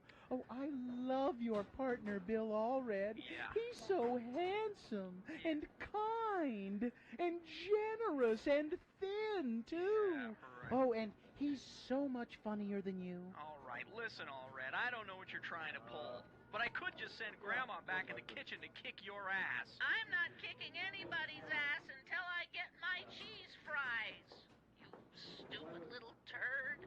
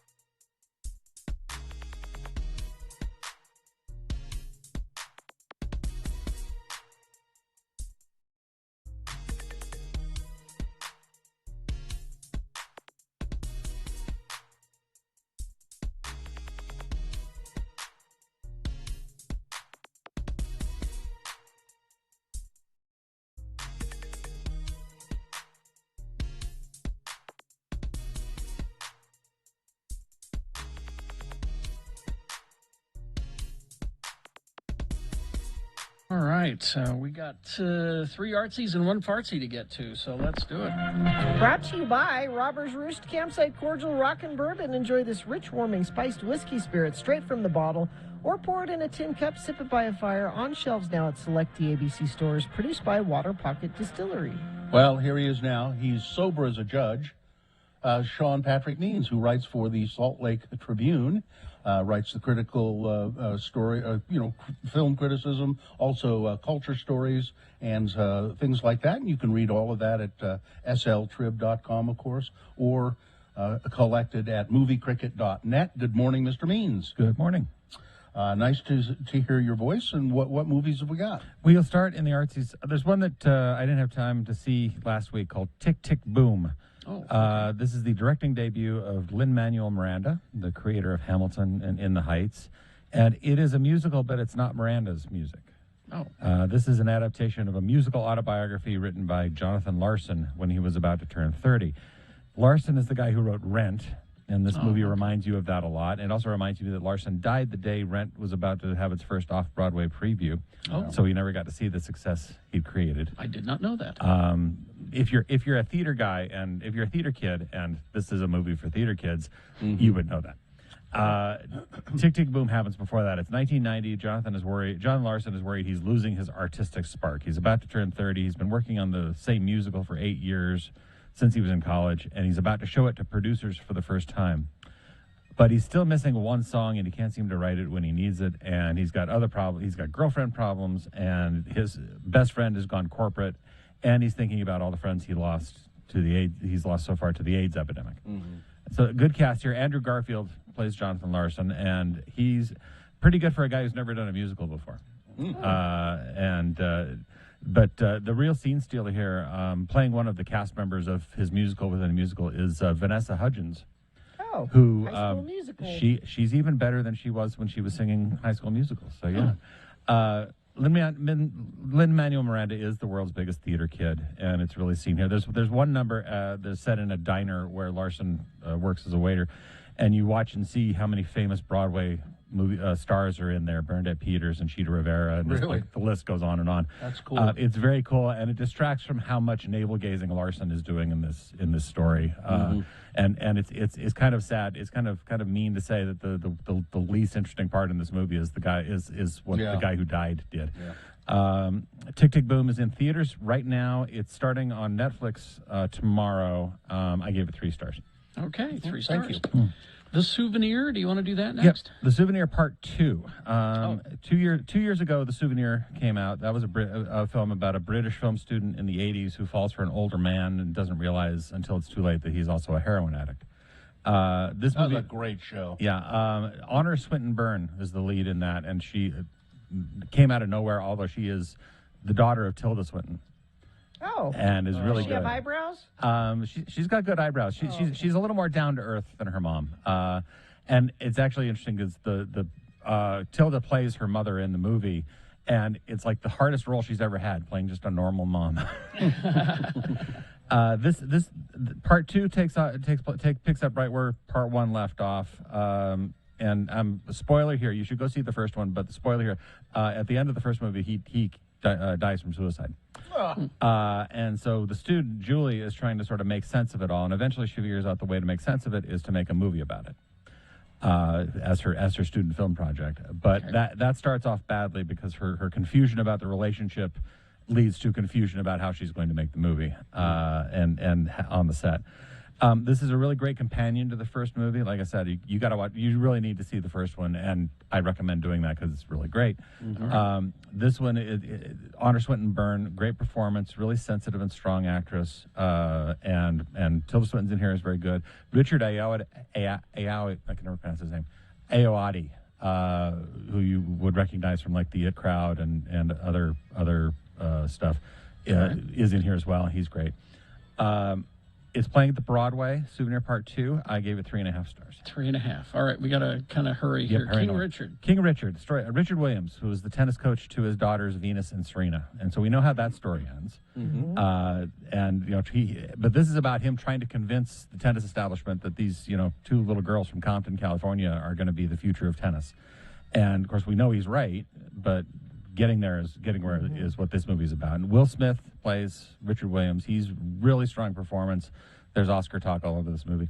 The other people who are really good in here, Anjanou Ellis, who was in Lovecraft Country, she plays Williams' wife, and she's as strong as he is. And the two girls who play Venus and Serena, Sanaya Sidney and Demi Singleton, they're really good, and they're new, and they're really cool. Otherwise, it's a pretty straightforward sports story, but really well acted, really well performed. So, King Richard in theaters. It's going to be on HBO Max as well because it's Warner Brothers, and I gave it 3.5. All right. Ghostbusters Afterlife. This is the big movie of the week, unfortunately. Oh. So the last time we had a Ghostbusters movie was 2016. It was Kristen Wiig and Melissa McCarthy and Kate McKinnon and Leslie Jones, and it was smart and it was funny, and the fan base had a screaming fit that it even existed. So now we're acting like it never did. This one starts with a single mom played by Carrie Coon bringing her 2 kids to Oklahoma, where they've been left an old farmhouse by the mom's father, who she never knew. Kids are played by Finn Wolfhard from Stranger Things and McKenna Grace, who played the young Carol Danvers in Captain Marvel. She's a science nerd. She's got big glasses and curly black hair, and looks just like a certain character we know from old movies. Although apparently we're not supposed to know that or get that because we're all dumb. Well, I was going to say the trailers aren't helping either. They're spilling everything. No, the marketing is terrible. Paul Rudd is in here because it's a federal law that Paul Rudd has to be in every movie, and he's fine, but whatever. It's directed by Jason Reitman, who is the son of Ivan Reitman, who made the original. Jason's also made good movies in the past, including Juno and Up in the Air. But because of the family connection or because of the fans, the movie is afraid to break away from what's entirely familiar. And if you've seen the marketing, you've heard the radio ads, you know who's going to show up eventually in this movie. And here's the thing. If seeing Bill Murray is a disappointment, there's something seriously wrong with your movie. You know? Yeah. I mean, you remember when the 2016 Ghostbusters came out with the one with the women, and the dumb fans were like, they ruined my childhood. This movie does something worse. It traps people in their childhood, and because it gives them everything they want, and even if it's not funny or exciting or interesting. You hated this. I really did not like this movie. No. Here's the thing: giving the fans what they want doesn't work because the fans don't know any better. You give them what they don't know they want until they see it, and that's why the first movie was so good. The original Ghostbusters was so good, and that's why we love it. Is because we didn't know that's what we wanted in a movie until they showed it to us, and we were like, oh my God, this is a great movie. We should see this. This movie doesn't do that, and it's a shame because it delivers exactly what they think the fans want, and the fans don't know what they want. Yeah. I gave it 2 stars because, I mean, Paul Rudd's pretty funny. For a while, it seems to be going in a good direction, but then when it just decides to be franchise fan service, it's just... It falls off. I hear good things about McKenna Grace, though. McKenna Grace is amazing, and you know she's been a great young actress in a lot of things. She was in Haunting of Hill House. She was in that movie Gifted with Chris Evans, where he has like a kid who's like super duper smart. She was that kid. She's 15. She's going to have a great career, and she's really good here. And if this movie were all about her and not about we're doing a Ghostbusters movie, we're getting the band back together, including some of the creepiest CG at the end that I can't describe without spoiling everything, but I want to because I'm mad at it. Wow. Go ahead. No. I'll talk to Carrie later. Yeah. Well, I'm going to see it next week. Yeah. I'm not going to go this weekend. I'll see it next week sometime. Anyway, no, I was very not happy with this movie. All right. All right. Okay, 2 stars. Thank you, Sean. You're welcome. I'm watching the preview, and it looks pretty bad. Yes, Sean Means. You can read all of this stuff, moviecricket.net. Thank you, Mr. Means. Thank you. We'll talk to you next week. All right. Traffic, please, Gina. Yeah, I don't know if someone didn't show up to work today at UDOT, or I'm telling you, they keep getting locked out. Is it Homer that fell asleep? No, they go out for a cigarette. They go out for a smoke, and the door locks. Yeah, the door locks behind them.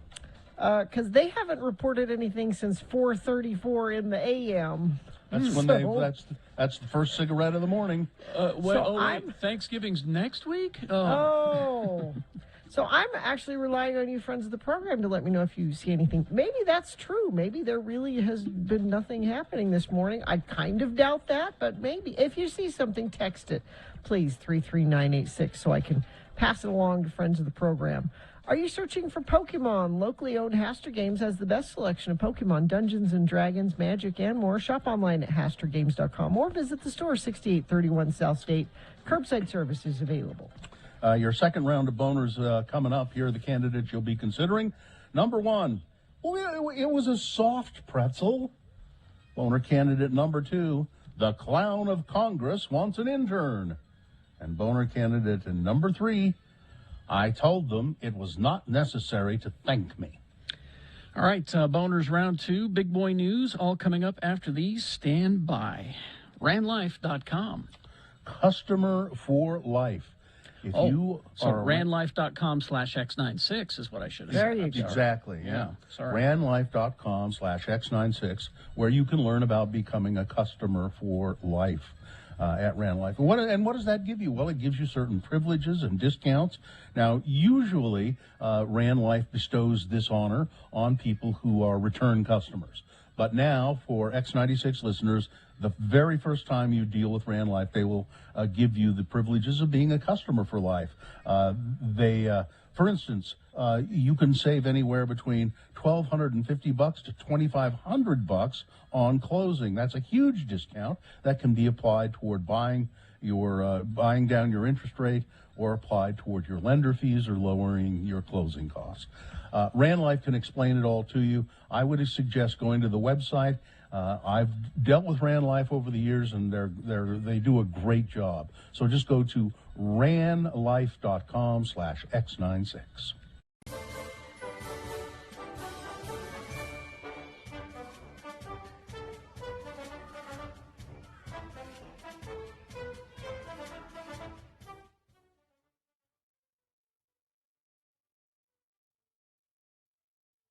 Farting is far from just a human problem. Animals fart too. Well, yes. If they have digestive systems, it'll happen. As the Washington Post reported, there's a new hashtag making the rounds through the science Twitterverse. Hashtag #DoesItFart, which, as you may have guessed, is here to answer any and all questions about which animals are capable of passing gas. Well, I would say just Not about all. any. No, not all. Really? Yeah, It's part of digestion. If you digest. Which animals cut the cheese? Okay. Well, Okay, I don't know which ones do. I want to know the ones that don't. tons do, of course. Bats, rats, all that. Mm-hmm. The bigger they are, the harder they fart. Of course. Bear farts are horrible. Rats, zebras, bearded dragons are among the creatures that fart. Birds, on the other hand, do not seem to pass gas. Birds. That actually kind of makes sense. But they could, let's see, marine invertebrates. So you should eat like a bird so you don't fart? Oysters, mussels, Well, crabs. how would they fart? I don't know. They don't have a bum. Well, they eliminate waste. She said in the most scientific way possible. They eliminate waste. They take in nutrients and eliminate waste. The hashtag has a purpose beyond making scientists giggle at their own handiwork.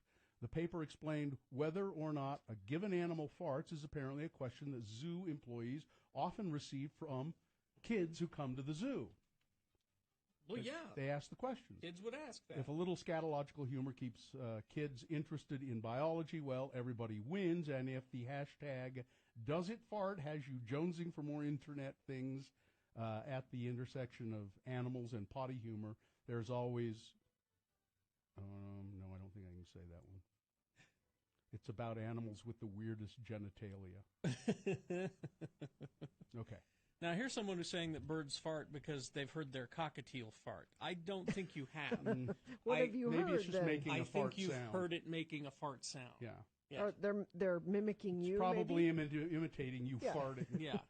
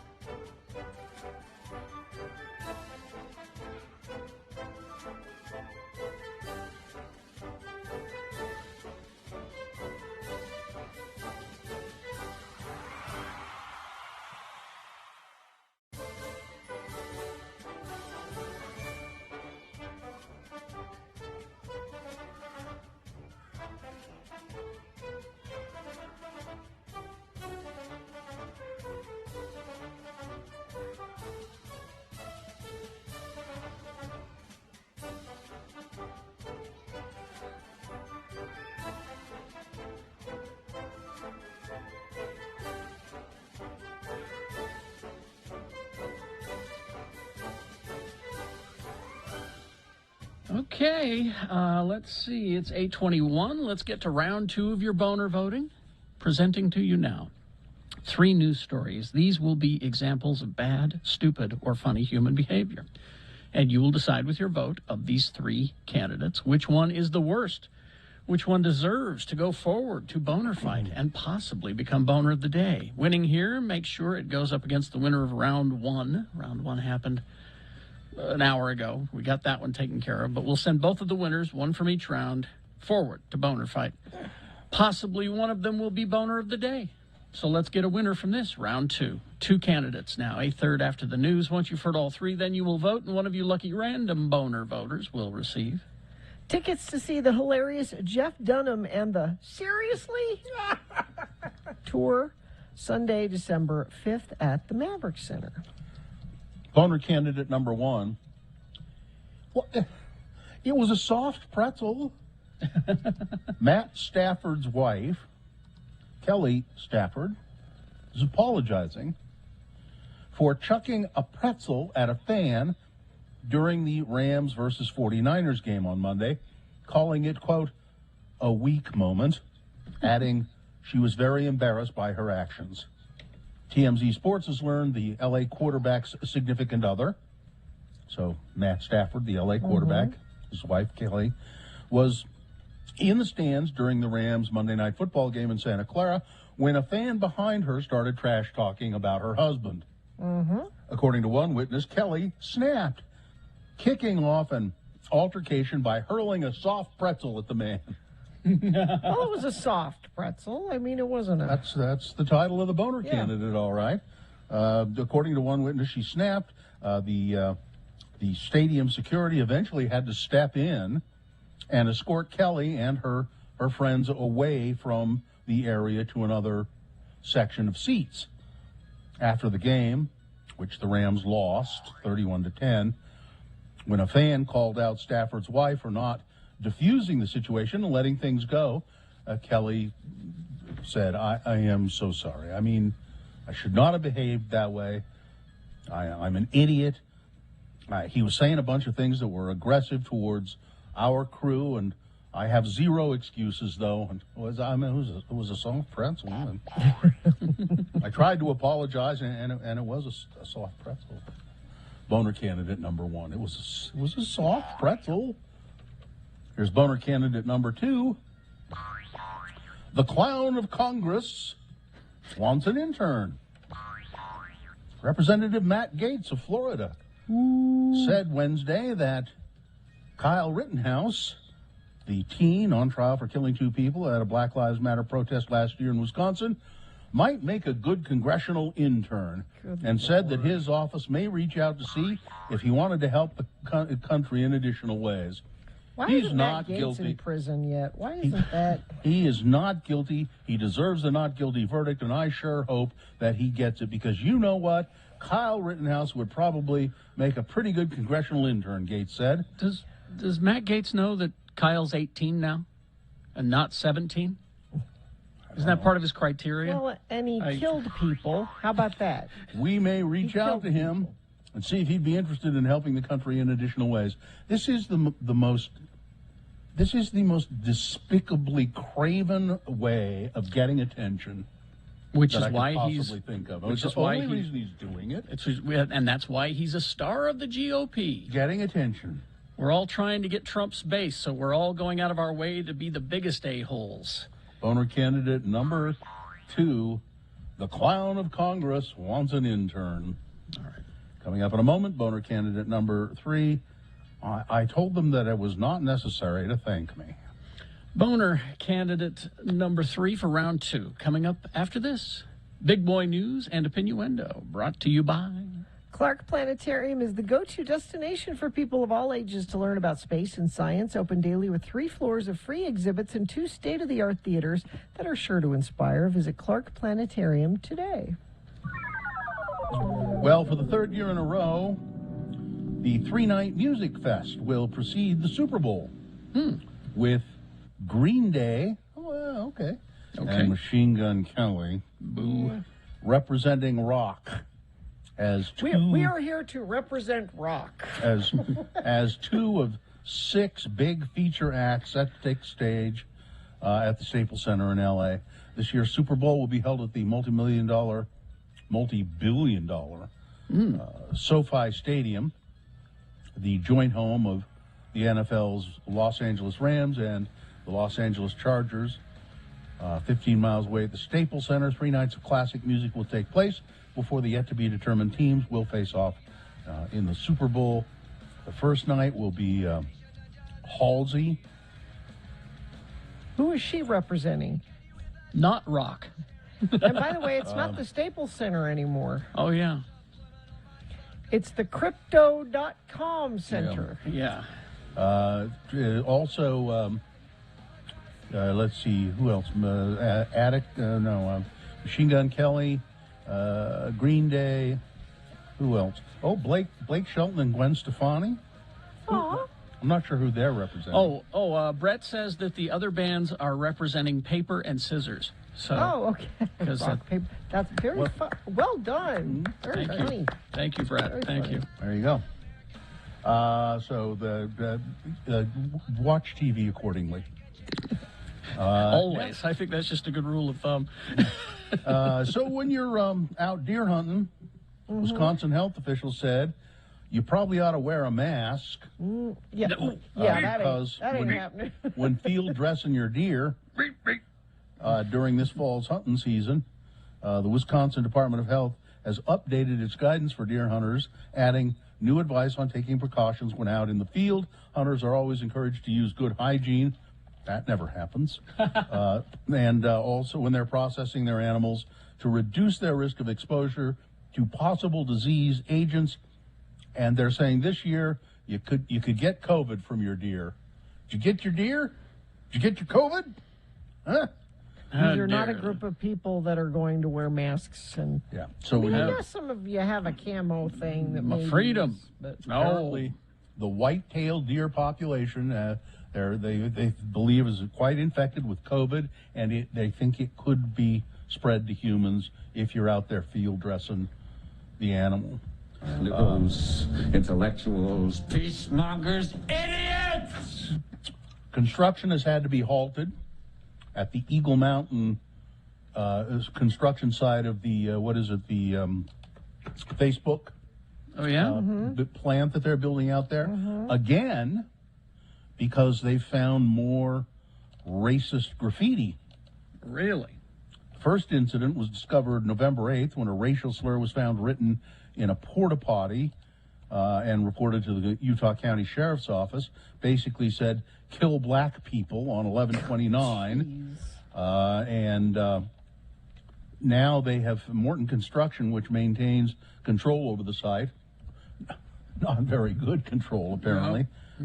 Released a statement saying that they had found additional hateful graffiti at the site since that first incident. It is disturbing to say something like that simply because we don't know if it's a serious threat, if somebody really intends to carry things out like that, or if it's just somebody who has personal issues, said Sergeant Spencer Cannon from the Sheriff's Office. Mortenson and executives say that they're taking the matter seriously, working with local authorities, and they shut down the site again because of this. It's just... I'm shocked that this would happen to Tech Bros. I'm sorry. I'm sorry. It's a bummer. I know that's a bummer to talk about. It is a that. bummer. So let me tell you, you know what? You can get an Egg McMuffin for 63 cents. How about that? Damn it! Is it just today? McDonald's Today is only? celebrating their 50th anniversary of the iconic Egg McMuffin. It's a breakfast item defined, that many people have enjoyed over the years. Early morning road trips or to help cure a hangover. On November 18th, today, customers can get the Egg McMuffin at the price of 63 cents exclusively on the McDonald's app. Oh, you have to go through the app, and it's today only. The deal is a one-day only event.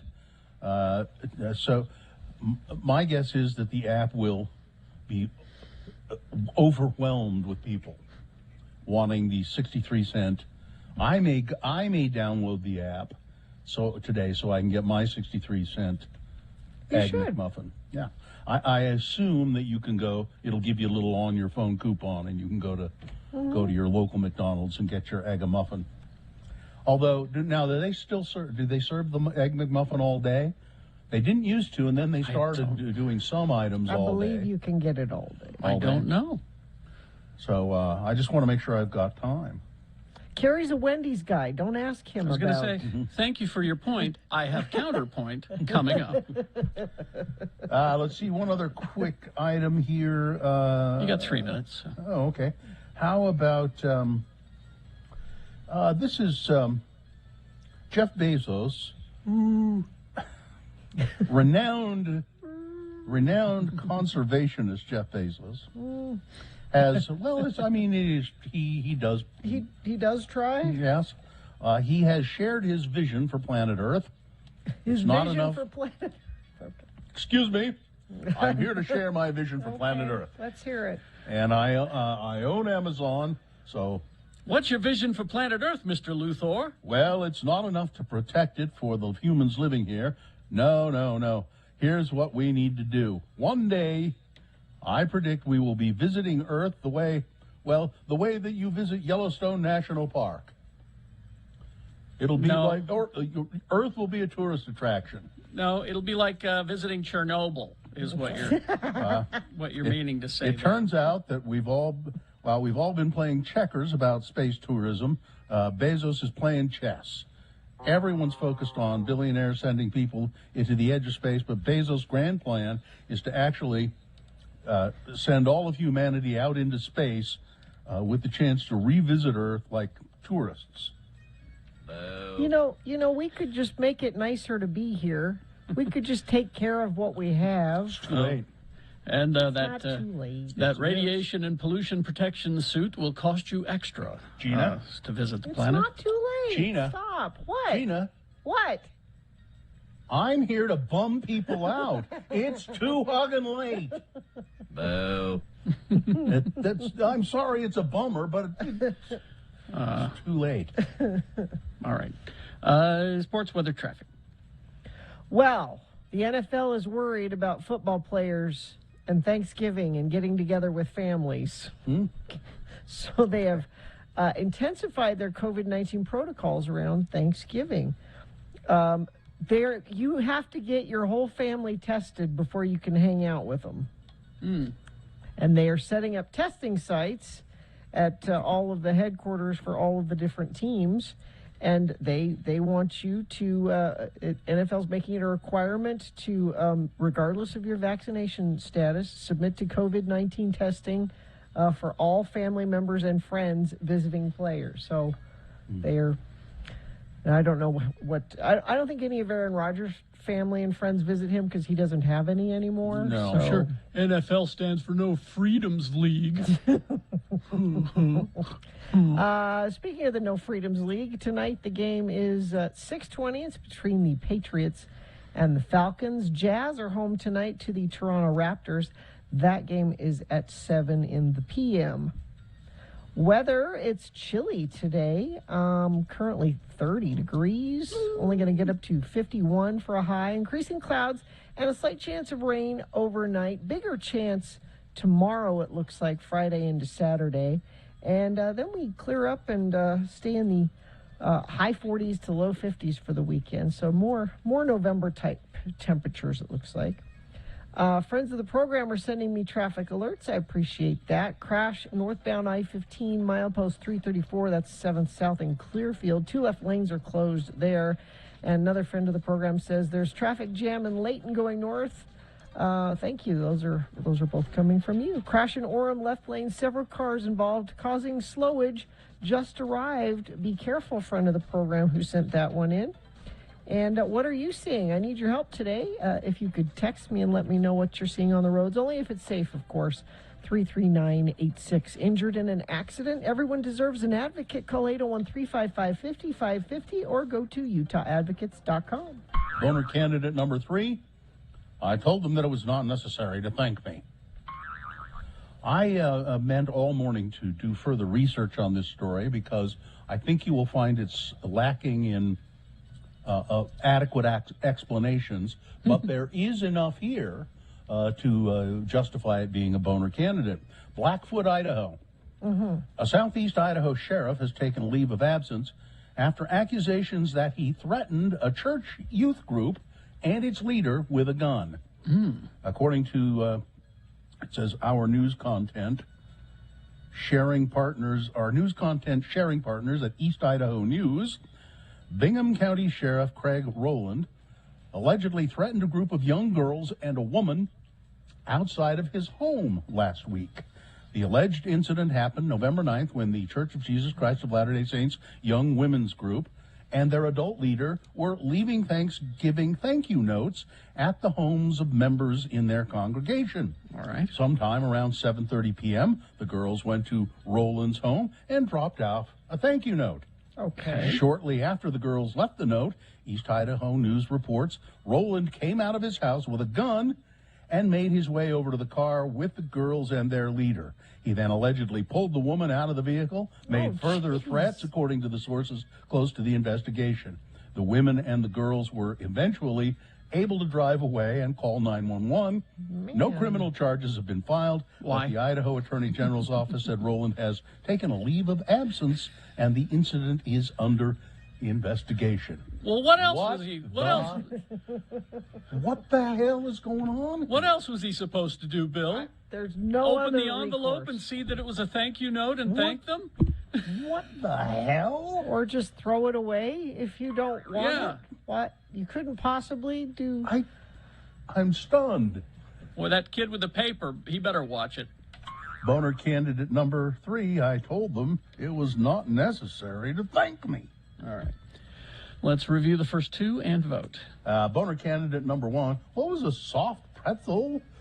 Quarterback's wife sorry that she hurled a pretzel at a fan who was ragging on her husband in the stands. Boner candidate number 2, the clown prince of Congress wants an intern. Yes, Congressman Matt Gaetz says when Kyle Rittenhouse is found innocent, and he's not guilty, I know he's not guilty, maybe I'll hire him as an intern here. And Boner candidate number 3, I told them it was not necessary to thank me. Okay. Let's get to it. This is round 2 of your boners. You've got to decide of these 3 candidates which one is the worst, which one deserves to go forward to boner fight, possibly becoming boner of the day. If it wins here, it will go up against the winner of round 1's voting that we did an hour ago. All right.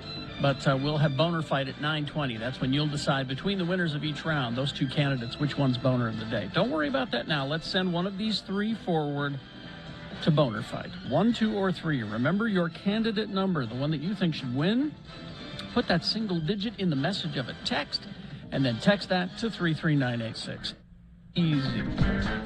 Or you can call the studio, the producer's booth at 877-602-9696. Use your voice. Or go online to x96.com. Look for the box. It says Boner Voting, November 18, 2021, and vote there. You have until the end of these messages to do it, so let's go. This is round 2.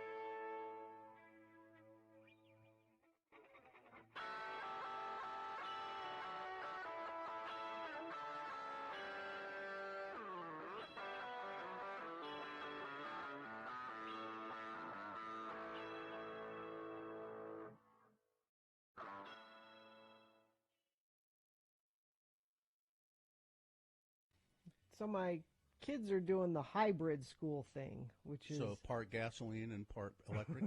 Yes. They are in person Monday and Tuesday, and then they're home the rest of the week. So they're home today. And Mohammed's class is right next door to me here. He's in the room. We share a wall, and I was a little worried that would be noisy, but it's been very quiet. And I just realized another bonus to having him here. He just knocked on the door while we were interviewing for the Comcast thing, and he had sliced up a beautiful Utah peach into perfect little slices and offered me some of them while he's... So do you use electroshock on them, or what do you do? You have you hook them up to some kind of electrodes at night and make sure that they're shocked into servitude and submission? He tap on the, excuse me, Mom, I just cut up this peach. I was wondering if you... Delicious peaches are great Mother. right now. Mother. Oh, Mother. I've brought you a perfectly cut up peach, Mother. So what I'm saying is I'm enjoying the home school. That's working well for me. Some sort of science fiction movie going on at your house. Telling you. But this is also to tell you that the peaches right now are awesome. Yeah, I mean, they're Bill's delicious. going on and on about the corn. Oh no, I've had the Brigham City peaches too. They're great. He's under the desk right now, rubbing your feet, isn't he? No. He's massaging your feet right now, isn't he? Come on. He went back to class. In the room next door, but I have an extra candy bar, and I'll slice it up into some perfect little slices and bring you some later on, Mother. He does this thing at night. If he makes it upstairs before I do, he'll turn down the bed for me and Joe. Lord help me. Do you have you hold a gun on him at certain points Because that's in the day, only don't way you? that things could be done. By force. I can't imagine. Electroshock guns, Yeah. People just don't do the right thing unless they're forced. That's why God exists. Kids don't do those things. That's right. That's right. You put the fear of God into them, or you put the fear of force into them, or both.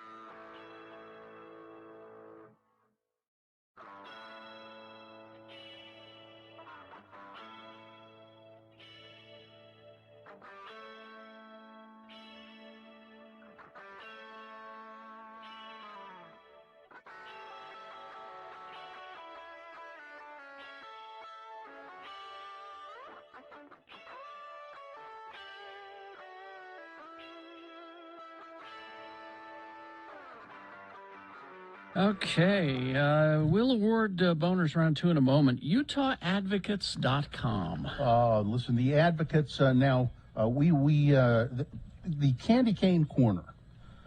Really need to tell you about that. The X96 invites you to help children experiencing homelessness and also be a child advocate. Drop off an unwrapped toy or a Target or Amazon or Walmart or Visa gift card at the Advocates at their offices in Ogden, American Fork, or Murray before November 30th, because every child deserves an advocate. This is for the Candy King Corner. It's a great, it's kind of like a store that parents of homeless children can go in and shop for them for Christmas, but they need items, like we said, new unwrapped toys, or those gift cards are great for older kids. Yeah. So just you can just look up UtahAdvocates.com, find out where their offices are, and just stop by and take something in for the Candy Cane Corner. And 801-355-5550 is their phone number, or UtahAdvocates.com. All right. Let's award round 2 of your boners. And round 2 of the boner voting is brought to you in part by Ann Chips. Okay, I'm sorry I ruined it earlier. And Gracie's open daily for lunch and dinner with brunch, weekends till 3. Enjoy their heated patio, live music 4 nights a week, or watch your favorite sports. Gracie's located at the corner of Broadway and West Temple, 21 and older only. Well, man, it was a good old-fashioned shootout here in the boner voting between number 2 and number 3. Boner candidate number 1, the soft pretzel one, got 1 vote. Ah. 1. But over 100 votes for each of the other 2 candidates. But finally coming out ahead and winning by about, 9 votes. Boner candidate number 2, the Clown Prince of Congress wants an intern. Okay. That's your winner of round 2. It now goes forward. It might be boner of the day. We'll find out with Boner Fight at 9:20. All right, go ahead and hit that there, Katie, would you? Who's that journalist? The pickle guy. Gurky. Gurky. Radio from Hell on X96. All right, Robert. Hi, Robert. How are you? Hey, good morning, guys. I'm doing well. How are you doing? Well, pretty good. You know, we're just bumming people out. That's we've what won we a do City here. Weekly award, but I think they gave it to the wrong morning show. They said something about us being, lighthearted and joking, and yeah. And you're more focused on bumming people out. Yeah, I'm down with bumming people out. Well, Gurky won an award. Gurky won the award, we did. too. We both yeah. won an award. Yeah. You guys have won this so many times, they're just going to have to retire it, though, and name it after you. I think you guys win it every single year for the last, since I was a teenager. So, congratulations. It's not that. Well, that's not that long ago. What? So, what did you win? What, best columnist, or what's the name of it? Well, I guess it's technically best reporter. I don't really consider myself a reporter. We have some great reporters at the Tribune who do all the hard work, and I come in behind them and try to, provide a little context and shake my tiny fist and, stomp my feet about what they're writing. That's why about. they made you a columnist, isn't it? Because you were such a crappy reporter. That's pretty much it. Yeah, they're like, we got to do something with this guy, and they felt bad for me, I guess. What's been mostly on your mind this week? What's your most recent column about? You want to talk about that or something else on your mind? Oh, boy. I mean, we had, the redistricting fiasco last week. That's still kind of sticking in my craw a little bit. My most recent one, I guess, was over the weekend. I wrote about this ranked choice voting. I don't know what you guys thought about it. I thought it went okay. I mean, but there was some polling out by the advocates, the proponents of ranked choice voting, that said most of the public thought it went okay too. About 86% were satisfied with the. We'll have to get rid of it then, won't we? Well, I mean, that's the question, right? So this was sort of a pilot project for cities and towns that they could do if they chose to. Now there's talk of expanding it statewide in the general election later this next year. And so that's going to be the big debate. And there are people on the right, the people who thought that Trump had the election stolen from him, who are rallying against ranked choice voting now because they think it's another way for, the leftist, communist, Chinese party. Yeah. I don't know whoever stole the election to steal the next one too. So that's going to be the tension. And I also think Mike Lee's going to factor into it because he's got a couple opponents in the primary. He's going to have a couple opponents in the general, and if he can divide those votes, it's good for him. If we do ranked choice and the votes roll up to the next candidate, then that could make it a little bit harder for him. So because there's going to be some politics at play. Last time I registered as a Republican so I could vote against Greg Hughes in the primary, And so in this next election, if we have ranked choice for everyone, that would be nice to not have to remain a registered Republican like I am, so I don't have to do that. Right, to not have that partisan label. But I did the same thing. I registered as a Republican because those in a lot of races, in that governor's race you mentioned, that was the vote that mattered, is that primary. So you know, and it's going to be like that in a lot of congressional districts now that we have these new redistricted, redrawn boundaries. So yeah, I mean, it makes a lot of sense to go ahead and hold your nose and register with the other party. I hope it doesn't hurt my Congressman Chris Stewart, because, you know, I want him to remain strong and steadfast so he can do things like pass the Fauci Act. Yeah, he's going to stick it to that Fauci character, right? Yeah. I mean, I guess it's when they're out of power, they introduce these bills that don't actually accomplish anything, but boy, they sure do look good when they put them on campaign flyers, you know, when they're running for re-election. It's kind of embarrassing, but you know, it's the business as usual, I suppose. You know, the only one of our whole delegation that doesn't embarrass me terribly is Blake Moore, at least at this point. Well, give him time. Yeah. I've been fairly impressed with him, and maybe that's why there's talk that he might get a Republican challenger in the primary. There's some, again, the Trump candidates think he's not conservative enough, and they're talking about people running against him. It's not that he's not conservative enough. It's not that he's not a big enough a-hole. That's their measuring stick. That's how they do it. You got to be a bigger a-hole to get the nomination. You know? And let's, I want to give John Curtis a little credit too. He's at least talking about climate change and action that Congress can take. You know, I would like to see a little bit more action and a little less talk. But you know, he's one of the few Republicans in Congress who are actually getting serious about trying to find a solution. So, you know, give him a little bit of credit for that. Yeah, that is true. I forgot about John Curtis. He's not a total embarrassment, but Chris Stewart and what's his name? Burgess Owens. Oh, he's the worst. Well, Burgess is the only thing that stands between us and critical race theory being taught to our kids in kindergarten. Yeah, he single-handedly stopped. You know. Now, here's the question. By going on Newsmax and One American Network. Again, he's not here to govern. He's here to be a celebrity. Here's the question: is I don't know if Burgess is still my representative or not, because they cracked the whole county. You know. Yeah, I don't think he is. I don't know exactly where you live, but it's hard to tell. I mean, my parents live in Mill Creek, and I live a little bit north of them. And we're in totally different districts now. And, I got my daughter who lives up by the universities in another district. Yeah. So it's very confusing for people. And, you know, you guys have talked about it before. If you drive down 39th South, you can go through 4 districts without really breaking a sweat. I have a solution. Move to Colorado. No, because then you got Boebert. Then you got Boebert. You don't want that. Well, I don't.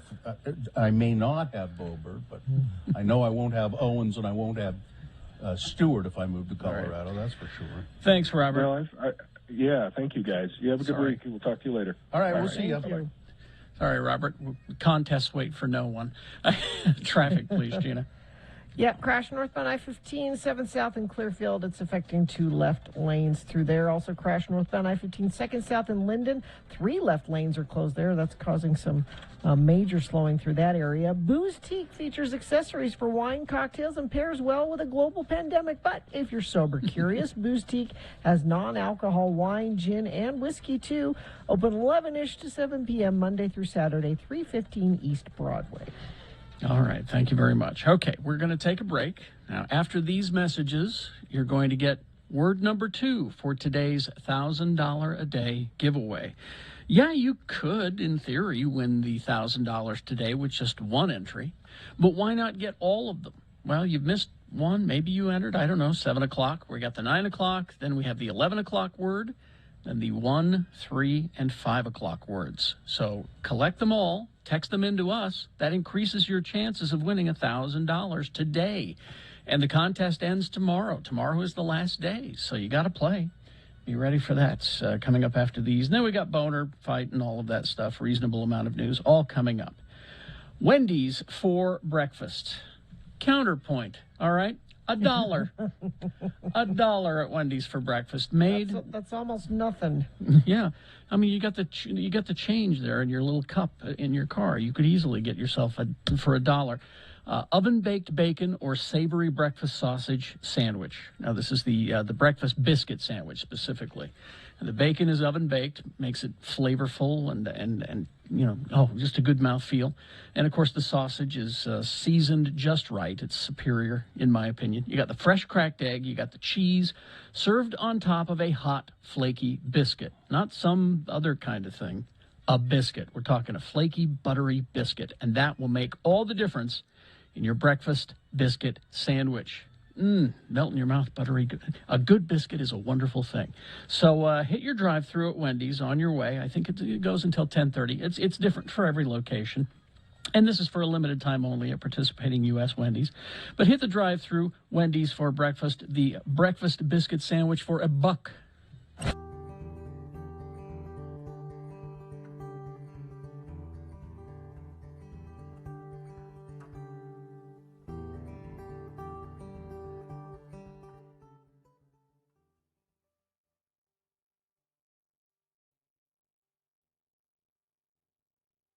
So we flew all Nippon Airlines? Mm-hmm. And you're saying it wrong. I'm probably saying it wrong. And how was Nippon Airlines? You remember when you used to fly and you got a meal? Yeah. Maybe two? Mm-hmm. And you were treated nicely? You were treated nicely. You got It was a special experience? actual silverware. Let me show you. Yeah. You have a picture of actual silverware? No, I've got actual He's got silverware. it with him. You stole it? Shh. Carrie. They're our allies, Gina. Yes, It's okay. Look at that. Actual metal. Can you believe that? All Nippon Airlines right there. ANA on the thing. So and they're little, So, Yeah. But you could do some damage with this. You could, but they don't have those concerns. This is the theme music for All Nippon Airways. Is that was playing while this you're is while you're being boarding? seated? Yeah. While you're boarding, this is It's lovely. isn't it? Though? Yeah. It's very nice. So anyway, it was amazing. Flying was actually pleasant. And you know why that is? Because those countries, Carrie, are this close to being communist. Oh, really? Well, if that's the case, we could learn from them. The government subsidizes the airlines quite heavily in most other countries. How about that? Maybe that's something that should be looked at because everywhere I went throughout Tokyo and Seoul and Busan, the streets were clean. People had jobs. It was such. They seemed happy? They seemed happy. But, I had a wonderful time. Just, here it is. And this was you want to go back, this don't was you? No, this was on a loop. And you know how my earworm is? Yeah. It stayed with you? Oh, you do? You know the tune? Yes. He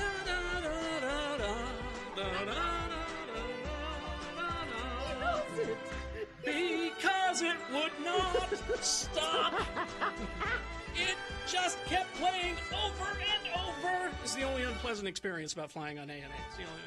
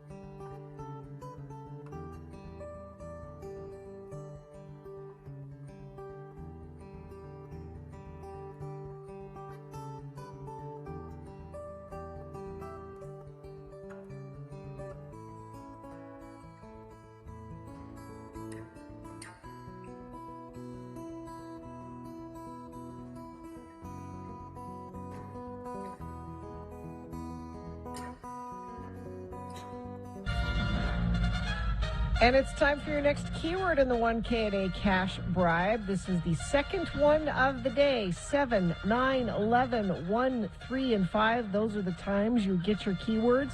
And this contest is only going through this week, so your chance to win that $1,000 is dwindling. So make the most of it by collecting all the keywords and texting them when we give them to you. The keyword for this hour is grunge. Grunge, Grunge, grunge. Text that to 33986 for your chance at today's $1,000. Well, you'll have to excuse me because I have to use the bathroom.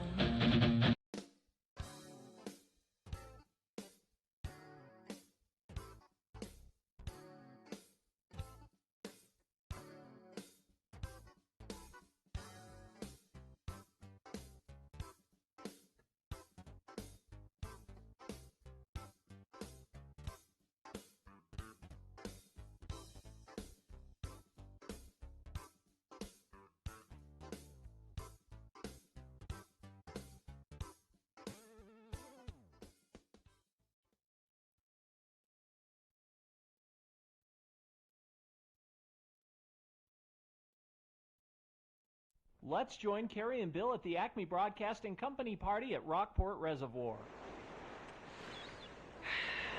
What a nice day for a company party, huh? Oh, God, yes. I mean, it's just beautiful up here.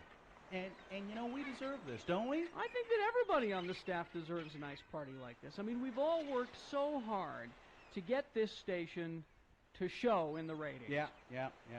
Showing up in the top 35 stations ain't that easy either. No. Hey, look at everybody down there on the beach by the picnic table. You know, we ought to hike down there. No, we can get a much better shot at all of them with our paintball guns from up here. Huh. Now look at Mario there. I'll bet you I can knock that beer right out of his hand.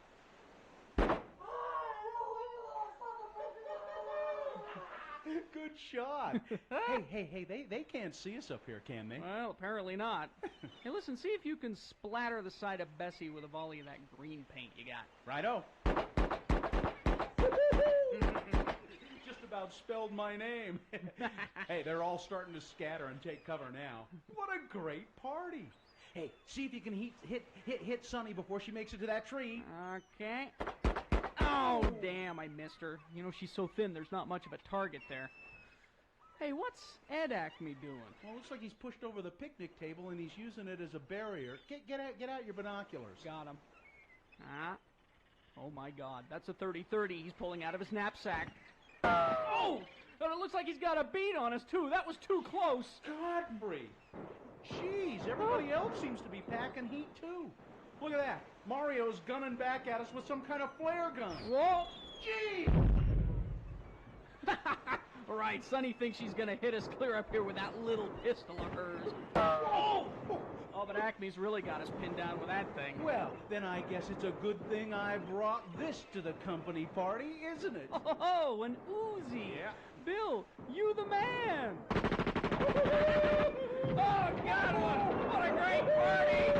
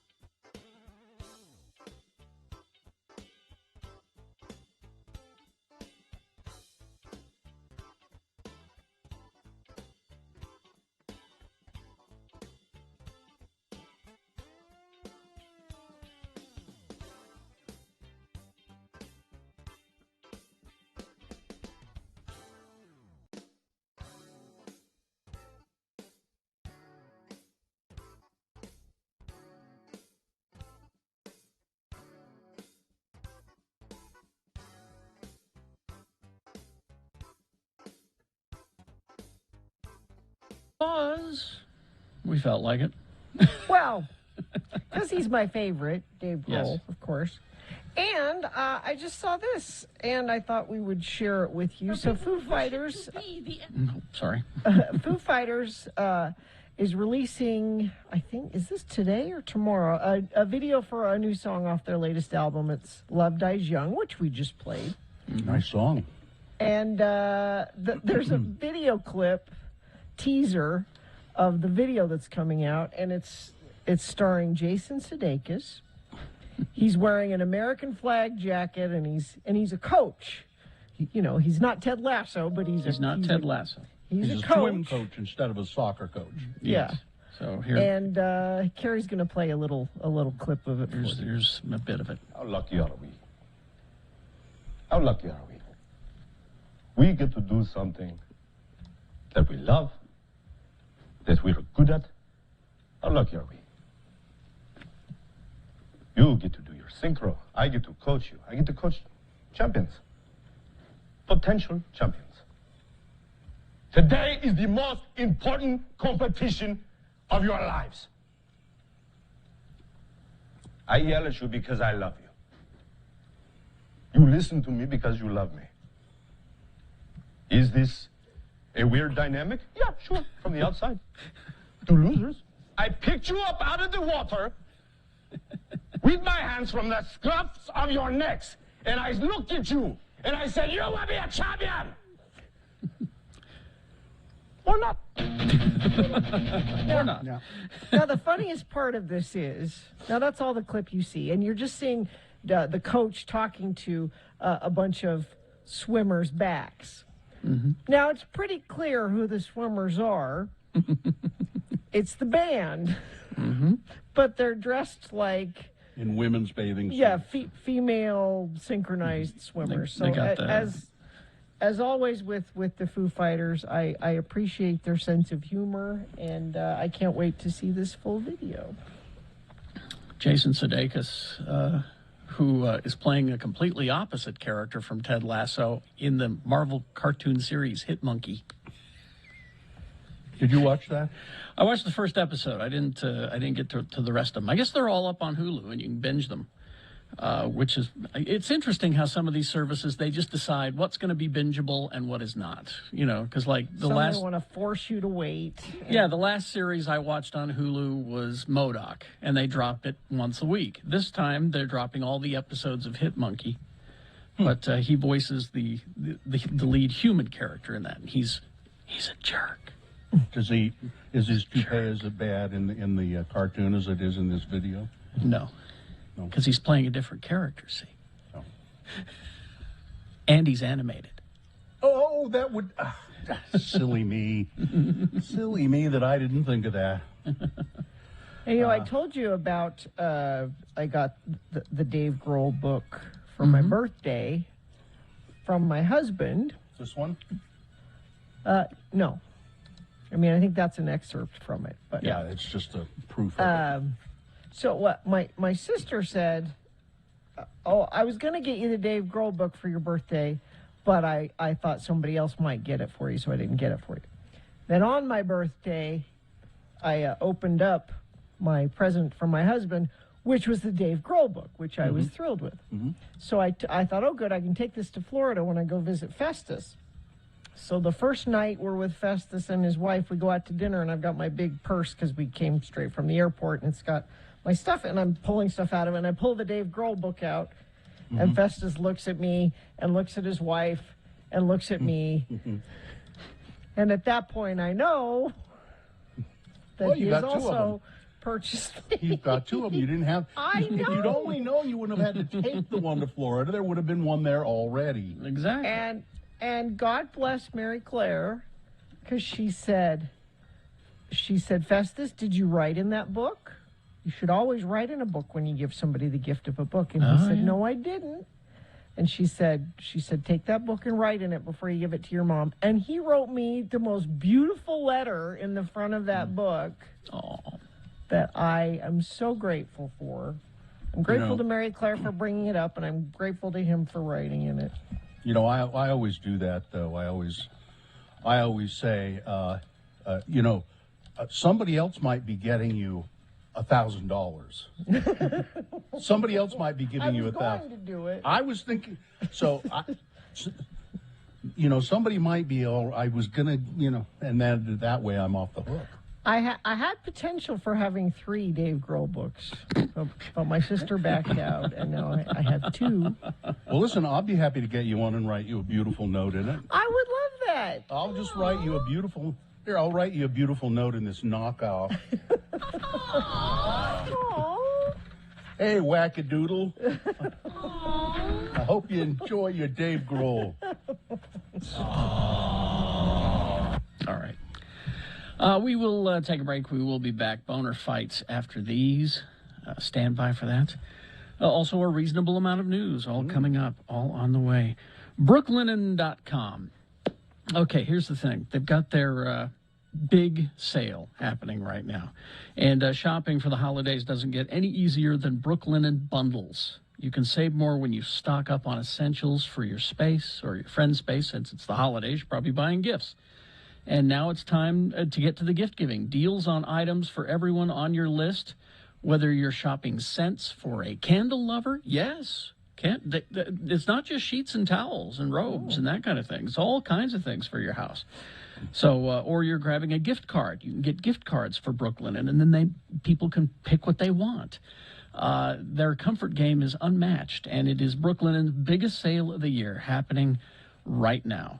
So very important. Don't miss out on Brooklinen's biggest sale of the year. If you're listening to this after the sale, like on a podcast, you can still save. Visit brooklinen.com. Use the promo code X96 for $20 off of your first purchase of $100. So that's BROOKLINEN.com. Enter the promo code X96 for $20 off your first order of $100. I love my Brooklinen sheets and robes and all that. Everything you need to live your most comfortable life, Brooklinen.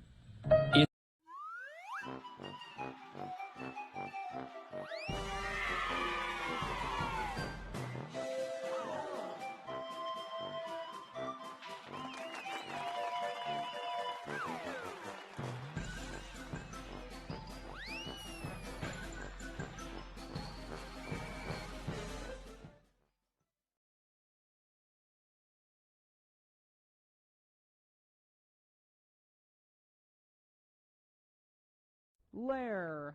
Spell it with me now. L-A-I-R. Lair. And now we'll use it in some dialogue featuring our 2 good Utah friends, LeVar and LeGrand. LeGrand is planning a wedding for one of his many daughters. LeVar has come over to LeGrand's house to borrow a cup of sugar when this conversation ensues. LeGrand? LeGrand, where are you? Can I come in? Yep. Back here in the kitchen, LeVar. Come on back.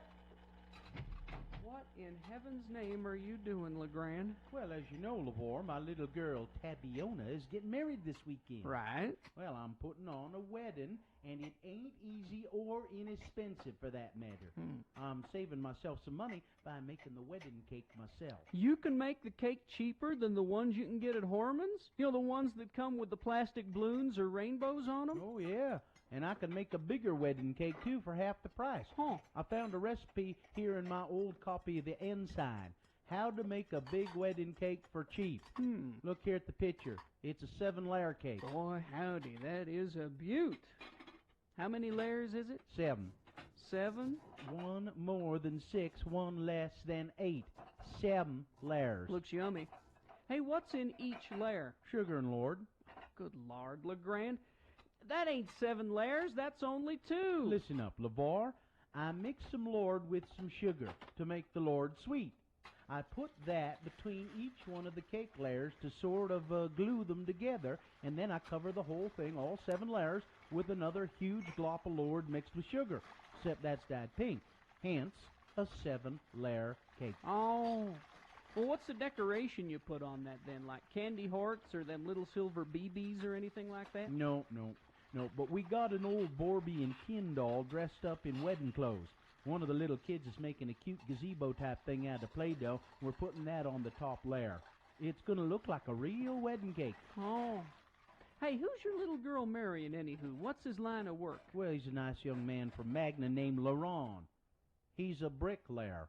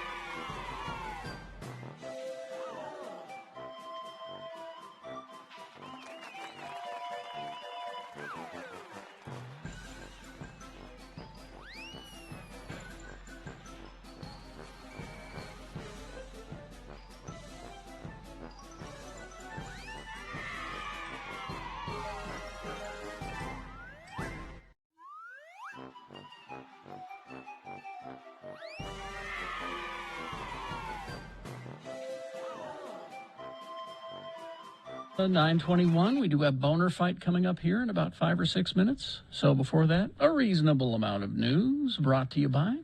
Choosing a Medicare plan is challenging. With Advantage U, you get affordable coverage and benefits designed by local healthcare professionals with a network of doctors and hospitals you know and trust. Choose Advantage U. Enroll today at AdvantageUMedicare.com. Okay, thank you. Well, this won't mean anything to you, Carrie. This won't mean anything to you, but Is maybe it sport? it'll warn. Is it sports related? Is that? No, it'll warn other people off. Okay. Because you aren't going to watch Tiger King 2. God, no. Anyway. No. I hate those people. All of them.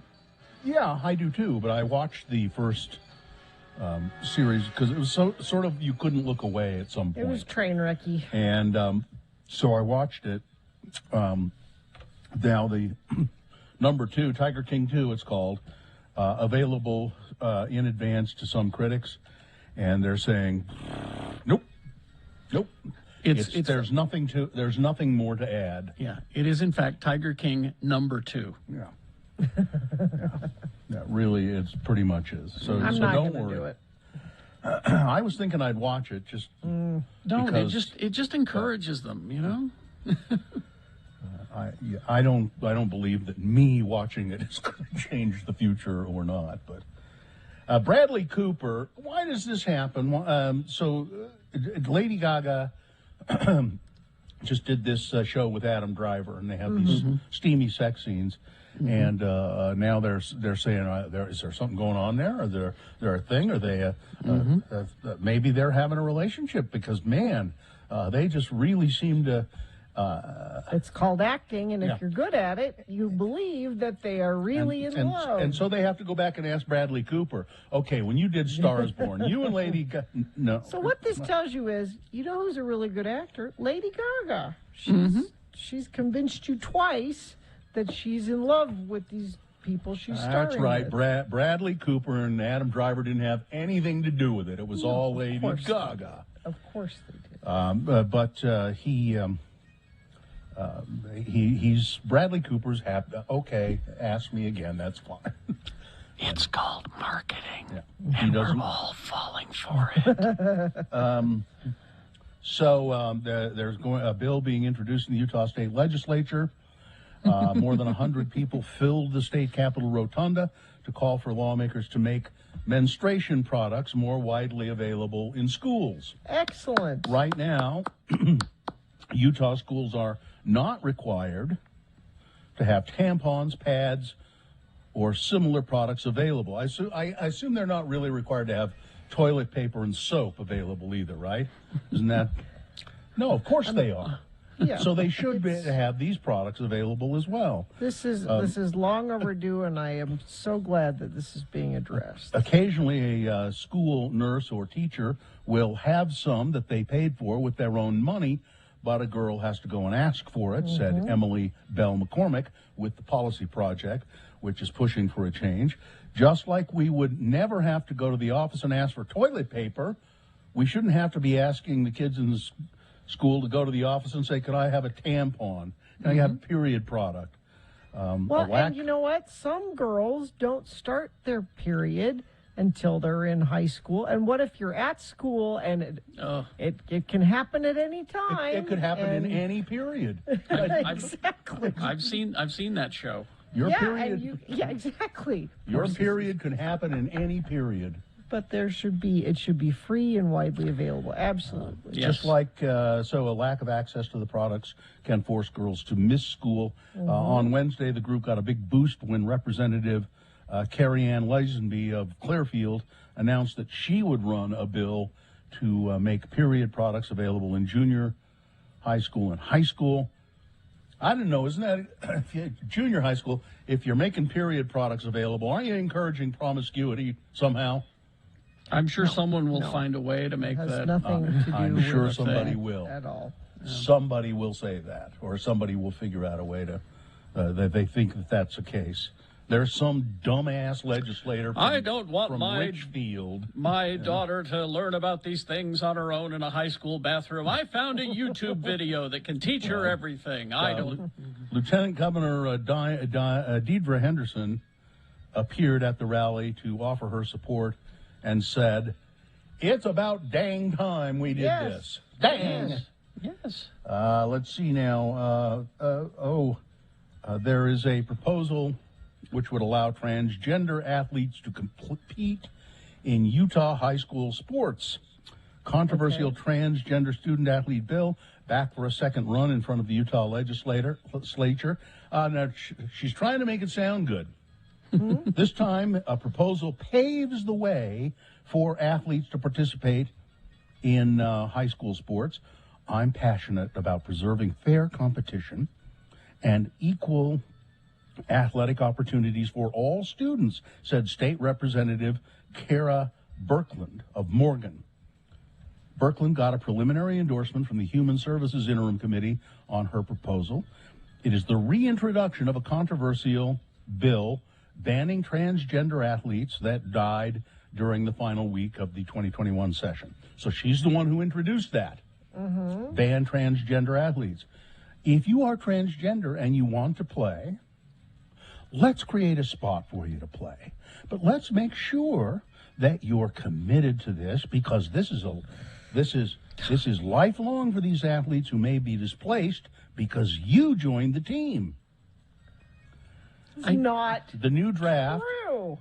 The new draft would allow transgender student athletes to participate in high school sports only after undergoing 1 year of hormone therapy, and legally change their birth certificate to their transition gender. I hate to tell you this, parents. 99.9% of your kids are not going to be professional athletes and probably not even going to play in college. So the tiny, infinitesimal amount of transgender people that want to play in sports are not going to prevent your precious baby from getting a college scholarship. Okay, it's not happening. To be fair, Clifford Roski, who is a very smart man and who is the University of Utah law professor who represents Equality Utah, says, with this bill, we are getting to a position where we can support it. We think it will be a real landmark moment for our state. The draft comes after several meetings with coaches, parents, and LGBTQ advocates. It has limited support from Equality Utah, the ACLU, and the Transgender Education Advocates of Utah. It has support, but with reservations. So, and Roski's saying, well, we're getting if this has to be an issue, maybe we're getting a little closer to something that's acceptable. There was don't forget the Beaver Moon. Huh? The Beaver Moon tonight, partial lunar eclipse. It'll be the longest, and it's going to last 580 years, apparently. I didn't know it was called the Beaver Moon. Oh, wait, no, it'll be the longest eclipse in 580 years. The Beaver Moon will be 97% blocked by the darkest part of the Earth's shadow, and when that happens, it becomes a blood moon. And Carrie's telling me we're out of time, Gina. I'm sorry, I'm not going to be able to give you the 5 things that you need to know about monkeypox. Sorry. Well, we have a final break coming up. So. New case appeared in the Boner Fight. With Radio from Hell on X96. The winner from round 1 going up against the winner from round 2. Back in the 7 o'clock hour, the boner winner there was BYU fans need ways that they can swear. This is a story of BYU fans dressing up like founding fathers, like patriots, and going to football games and chanting, "Let's go, Brandon," which they know very well. Oh, yeah. That it's a way of saying, F President Biden. So we get to pretend to swear, and then we'll go have some Martinelli's sparkling apple cider and pretend to drink champagne. So that's number 1. Those fans that were doing that. Going up against number 2, the Clown Prince of Congress wants an intern, Matt Gaetz, whose ass ought to be in jail. Yes. Suggests that, if Kyle Rittenhouse is found innocent, I may just hire him as a congressional intern. We need people of his character here in Congress. Yep. Boner candidate number 2. Let's get to voting. Here you go. It's Boner of the Day. 1 or 2. Remember your candidate number, the one that you think should win. Put that single digit in the message of a text, and then text that to 33986. Pretty easy. Or call the producer's booth in Salt Lake at 877-602-9696. Use your voice to vote. Or you can go online, x96.com. Look for the box that says Boner Fight Thursday, November 18, 2021, and vote there. You probably won't see that box right away. So let the page load, then refresh your internet browser, and it'll appear, and you can vote online. You have until the end of these messages. Let's go. This is Boner of the Day.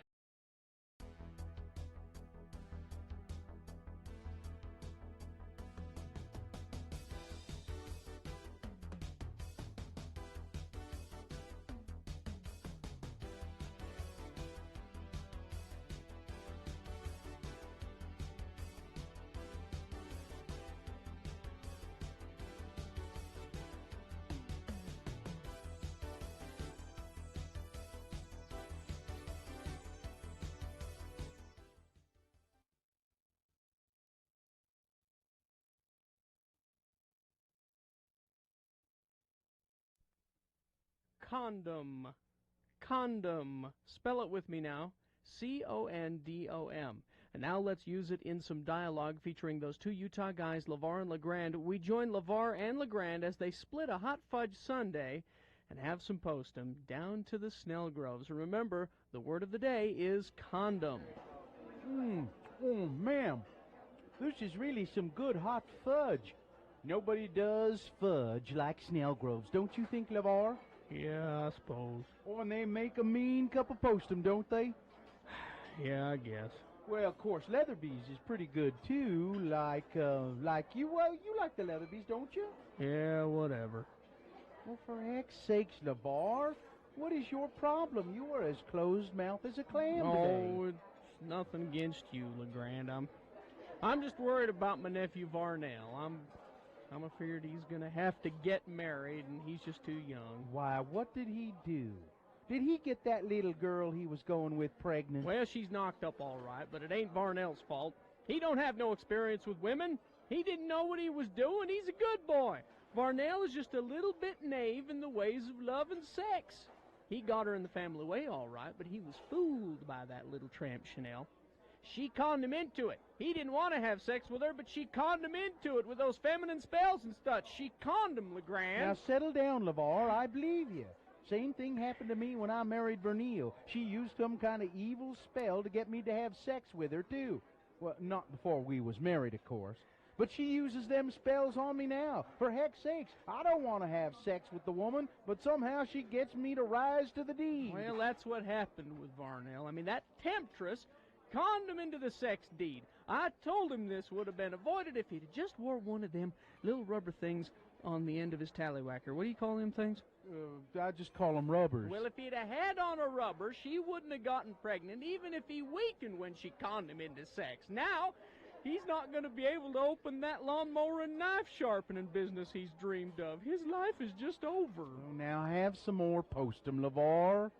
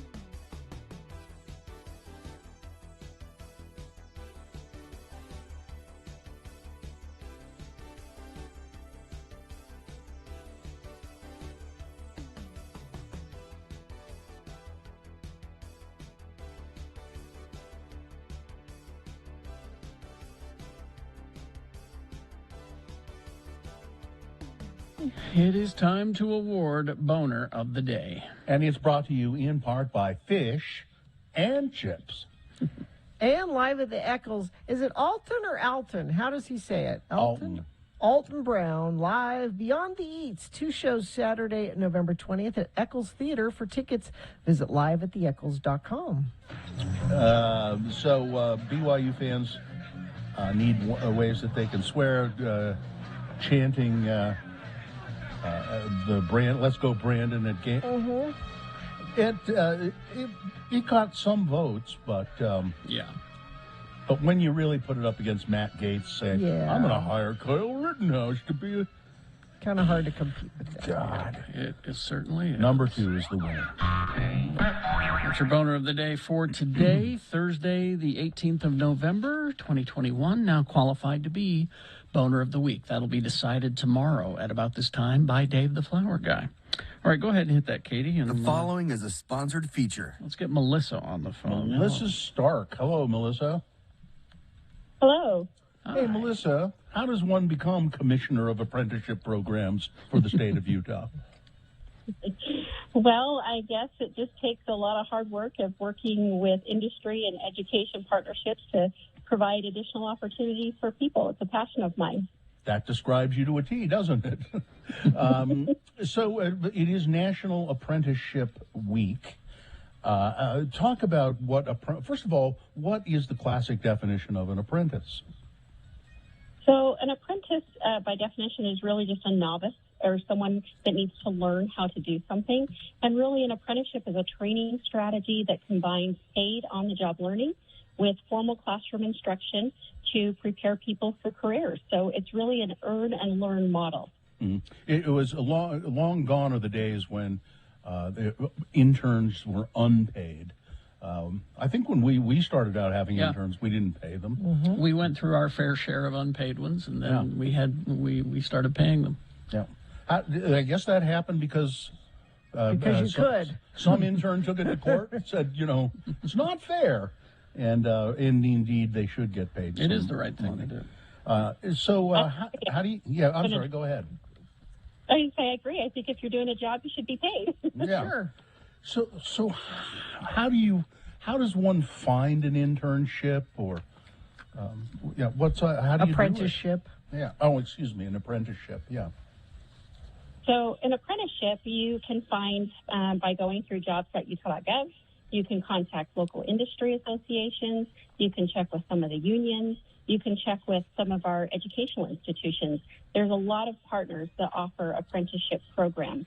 And Bill, you keep saying internships. I'm just going to address that real quick because they do get confused a lot, and they get used interchangeably. And so with an intern, we know that they're usually there with a company for a specific period of time. It may or may not lead to full-time employment by the time they're done with their internship.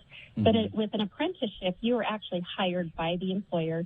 You are an employee just like any other employee, and you're getting the benefits and treated the same as any other employee. And apprentices actually have a 92% retention rate with their employers when they complete their programs. Yeah, I that's interesting. I thought, well, there isn't a difference, but clearly there is a difference. Now, do you have to have any experience before you apply for these? Not necessarily. That's exactly what they're designed to do, to give you the experience that you need for the job.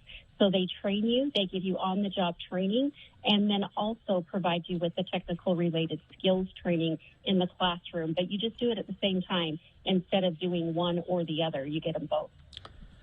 Now, is there a job fair? Is it today there's a job fair? It is today. It starts at 10 a.m. It goes to 1 p.m. It's not too late for anyone that wants to register. They just need to go to jobs.utah.gov, and they can sign up and attend. It's a virtual thing that's happening. It is a virtual fair. Yeah. You guys have been doing those for a while now, and they seem to be pretty successful. They work out quite well doing it virtually, doesn't it? Yes, it's really nice because we're able to have statewide impact. We can have individuals from across the state as well as companies. So we've got companies that are hiring for remote learning, companies that are hiring for your job right then and there on site, but then also telecommuting type jobs are available too. Yeah. Give a quick idea of some of the kinds of apprenticeships that are available? What kind of fields? Sure. Normally we often hear about them or think about them in construction and manufacturing, but we also have them in healthcare, IT, automotive, diesel, heavy equipment operators. Really, they can cross in any industry. We have over 100 employers that are participating in the job fair today and over 30 programs that are being featured for apprenticeships specifically. All right, so it's not too late to take advantage of the job fair today. Hop on a line right now. What's the website, Melissa? Jobs.utah.gov. All right. Thanks for talking with us. All right. Thank you very much, Thank you. Melissa. We will take a break and we will crawl towards the exits after these. X96.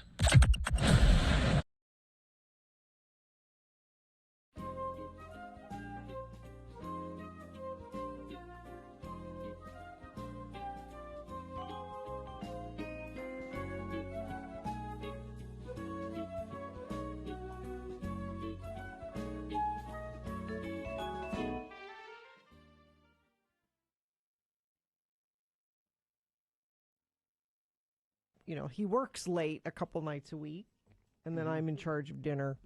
That means Olive Garden. Which is a laugh. Which me in charge of dinner is never me making dinner. It's Olive Garden. You could learn. You're not stupid. You could learn. It's not. No, it's probably too late for you. Listen, there are a limited number of recipes that you can do with meat and bread. And that's... And my kids will tell you this story if you ever have them. What does your mom make you for dinner? And you know what they will tell you? Mac and milk. Mac and milk? Because a while ago I went to make mac and cheese for them. We have people who work for the Division of Child and Family Services listening to this show. I'm not sure you want to tell this. And because I don't eat mac and cheese, I don't think, really. So you boil the pasta, and then I measured out the milk. This is for the boxed. Yeah, to put the crap powder in. that any moron can do. Yeah. That at 8 years old I was doing. And I poured the milk into the noodles, and I put it on the table, and the kids, all three of them, sitting there, and they said, "Did you put the cheese?" Where's the cheese? back in? It's just powder. It's cheese powder. Where is it? I forgot to put it in the milk and mix it up. So you are stupid. I'm sorry. Yes. Yeah. It's impossible for you to learn to cook. Yes. You could do it. But my husband does such a good job. But that burden falls upon you to give succor to your family. to nourish twice a week. Gina, to nourish and strengthen their bodies. That doesn't hurt them to have pizza twice a week. You're a disappointment. I'm surprised you snagged a husband. I am too. Well, everybody. And he's such a good guy. He wouldn't divorce me now that he knows the truth. Even though he was duped. This is now a pity marriage. All the way. I'm married. I got him to marry me quickly. Now I married you out of pity. I got to stick with you because you wouldn't survive.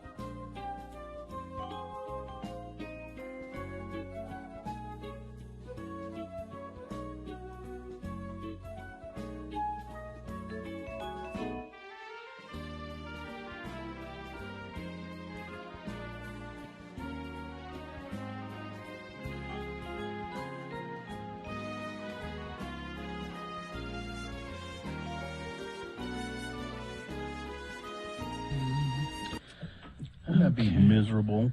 What? Carrie, if your dogs could call you anytime they wanted, Dad, they would be pestering you constantly. You know they would. With the sad eyes. Dad. That's all I'd get is, just, Hudson Ring, staring ring. at me with the sad eyes. Ring, ring. Pick up the phone, the little video phone. Miserable. Yeah, there it is. That's all it would be. You That's all it would be. never, ever do anything for me. I'm just here with Mom. Please don't hit me. Oh, hit me? I've never that hit never you. happened. No, I know. That's the point.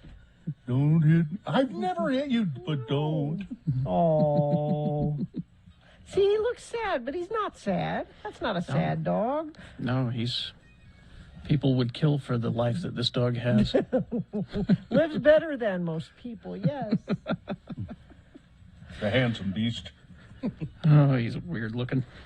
He's sleeping right here next to me, by the way. Oh. He's right here.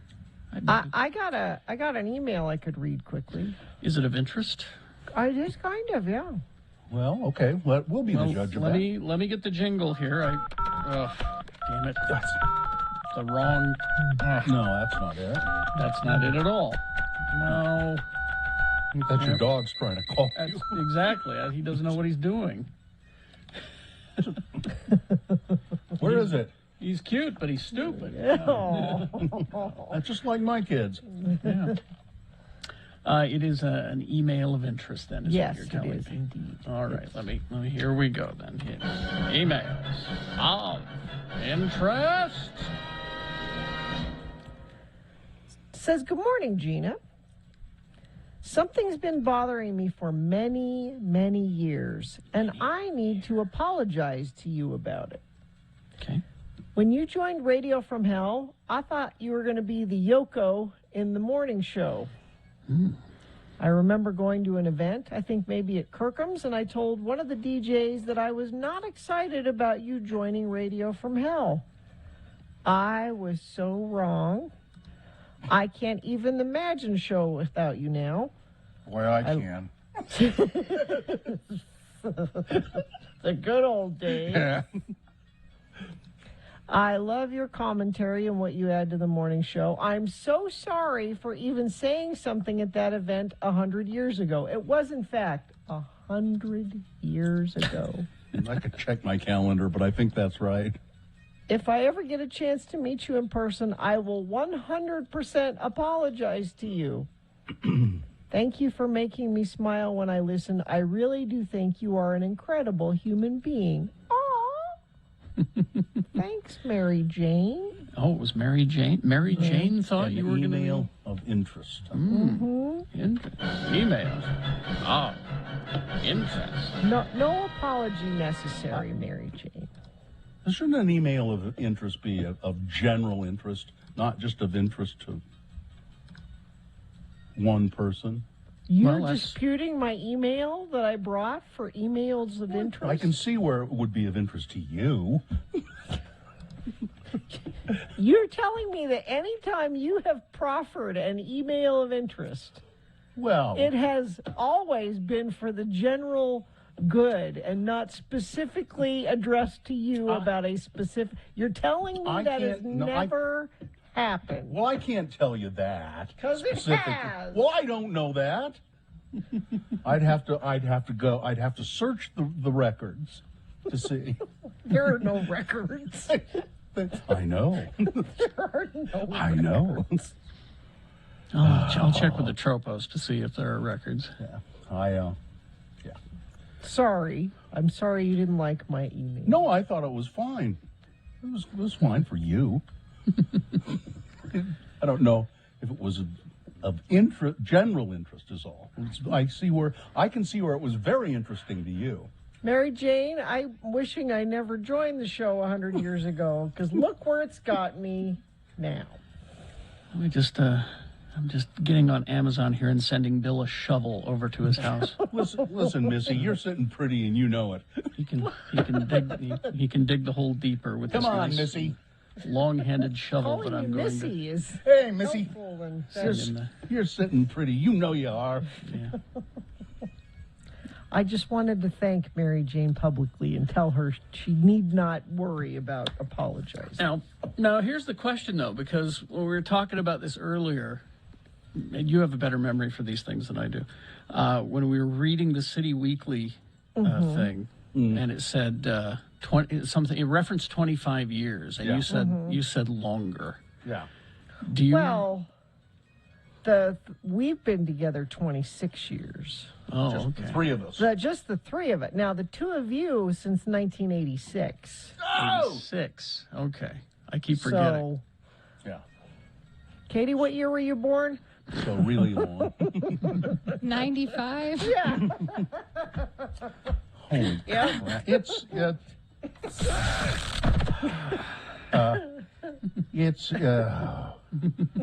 I don't know. It's so nice we have this time together just to share a song or laugh or two. It seems like we've just gotten started. I get what Mary Jane was saying, though. I was worried about ruining the show. You were? No, because I was a fan of you guys. I listened to your show, and bringing me on the show, I had concerns that I would ruin. You apparently didn't trust us very much. You apparently didn't. You maybe you liked the show. You were a fan of the show, but you didn't think we had very good judgment. Apparently, I just didn't want to hurt the thing that I enjoyed. That's all. we wouldn't have let that happen. No, you would have been out the door on your ass if that had started to happen. Yeah. But now you're sitting pretty, aren't you, Missy? I don't know if I'm sitting pretty, but I mean, think about all the ones that you replaced. Where are they now? Yeah. I don't know. I really don't. I asked the question because I genuinely don't know or care. Some of them are dead. Yeah. No, it's, we would not have let you ruin the show. No. Thank you. We knew you wouldn't, but if somehow I still might. I still could. Oh, we've still got a minute. A minute to ruin the show. Yeah. Today. Before we have to record the promo. And then it's all tomorrow, and then I'll bet you could do it in less than a minute if you really wanted to.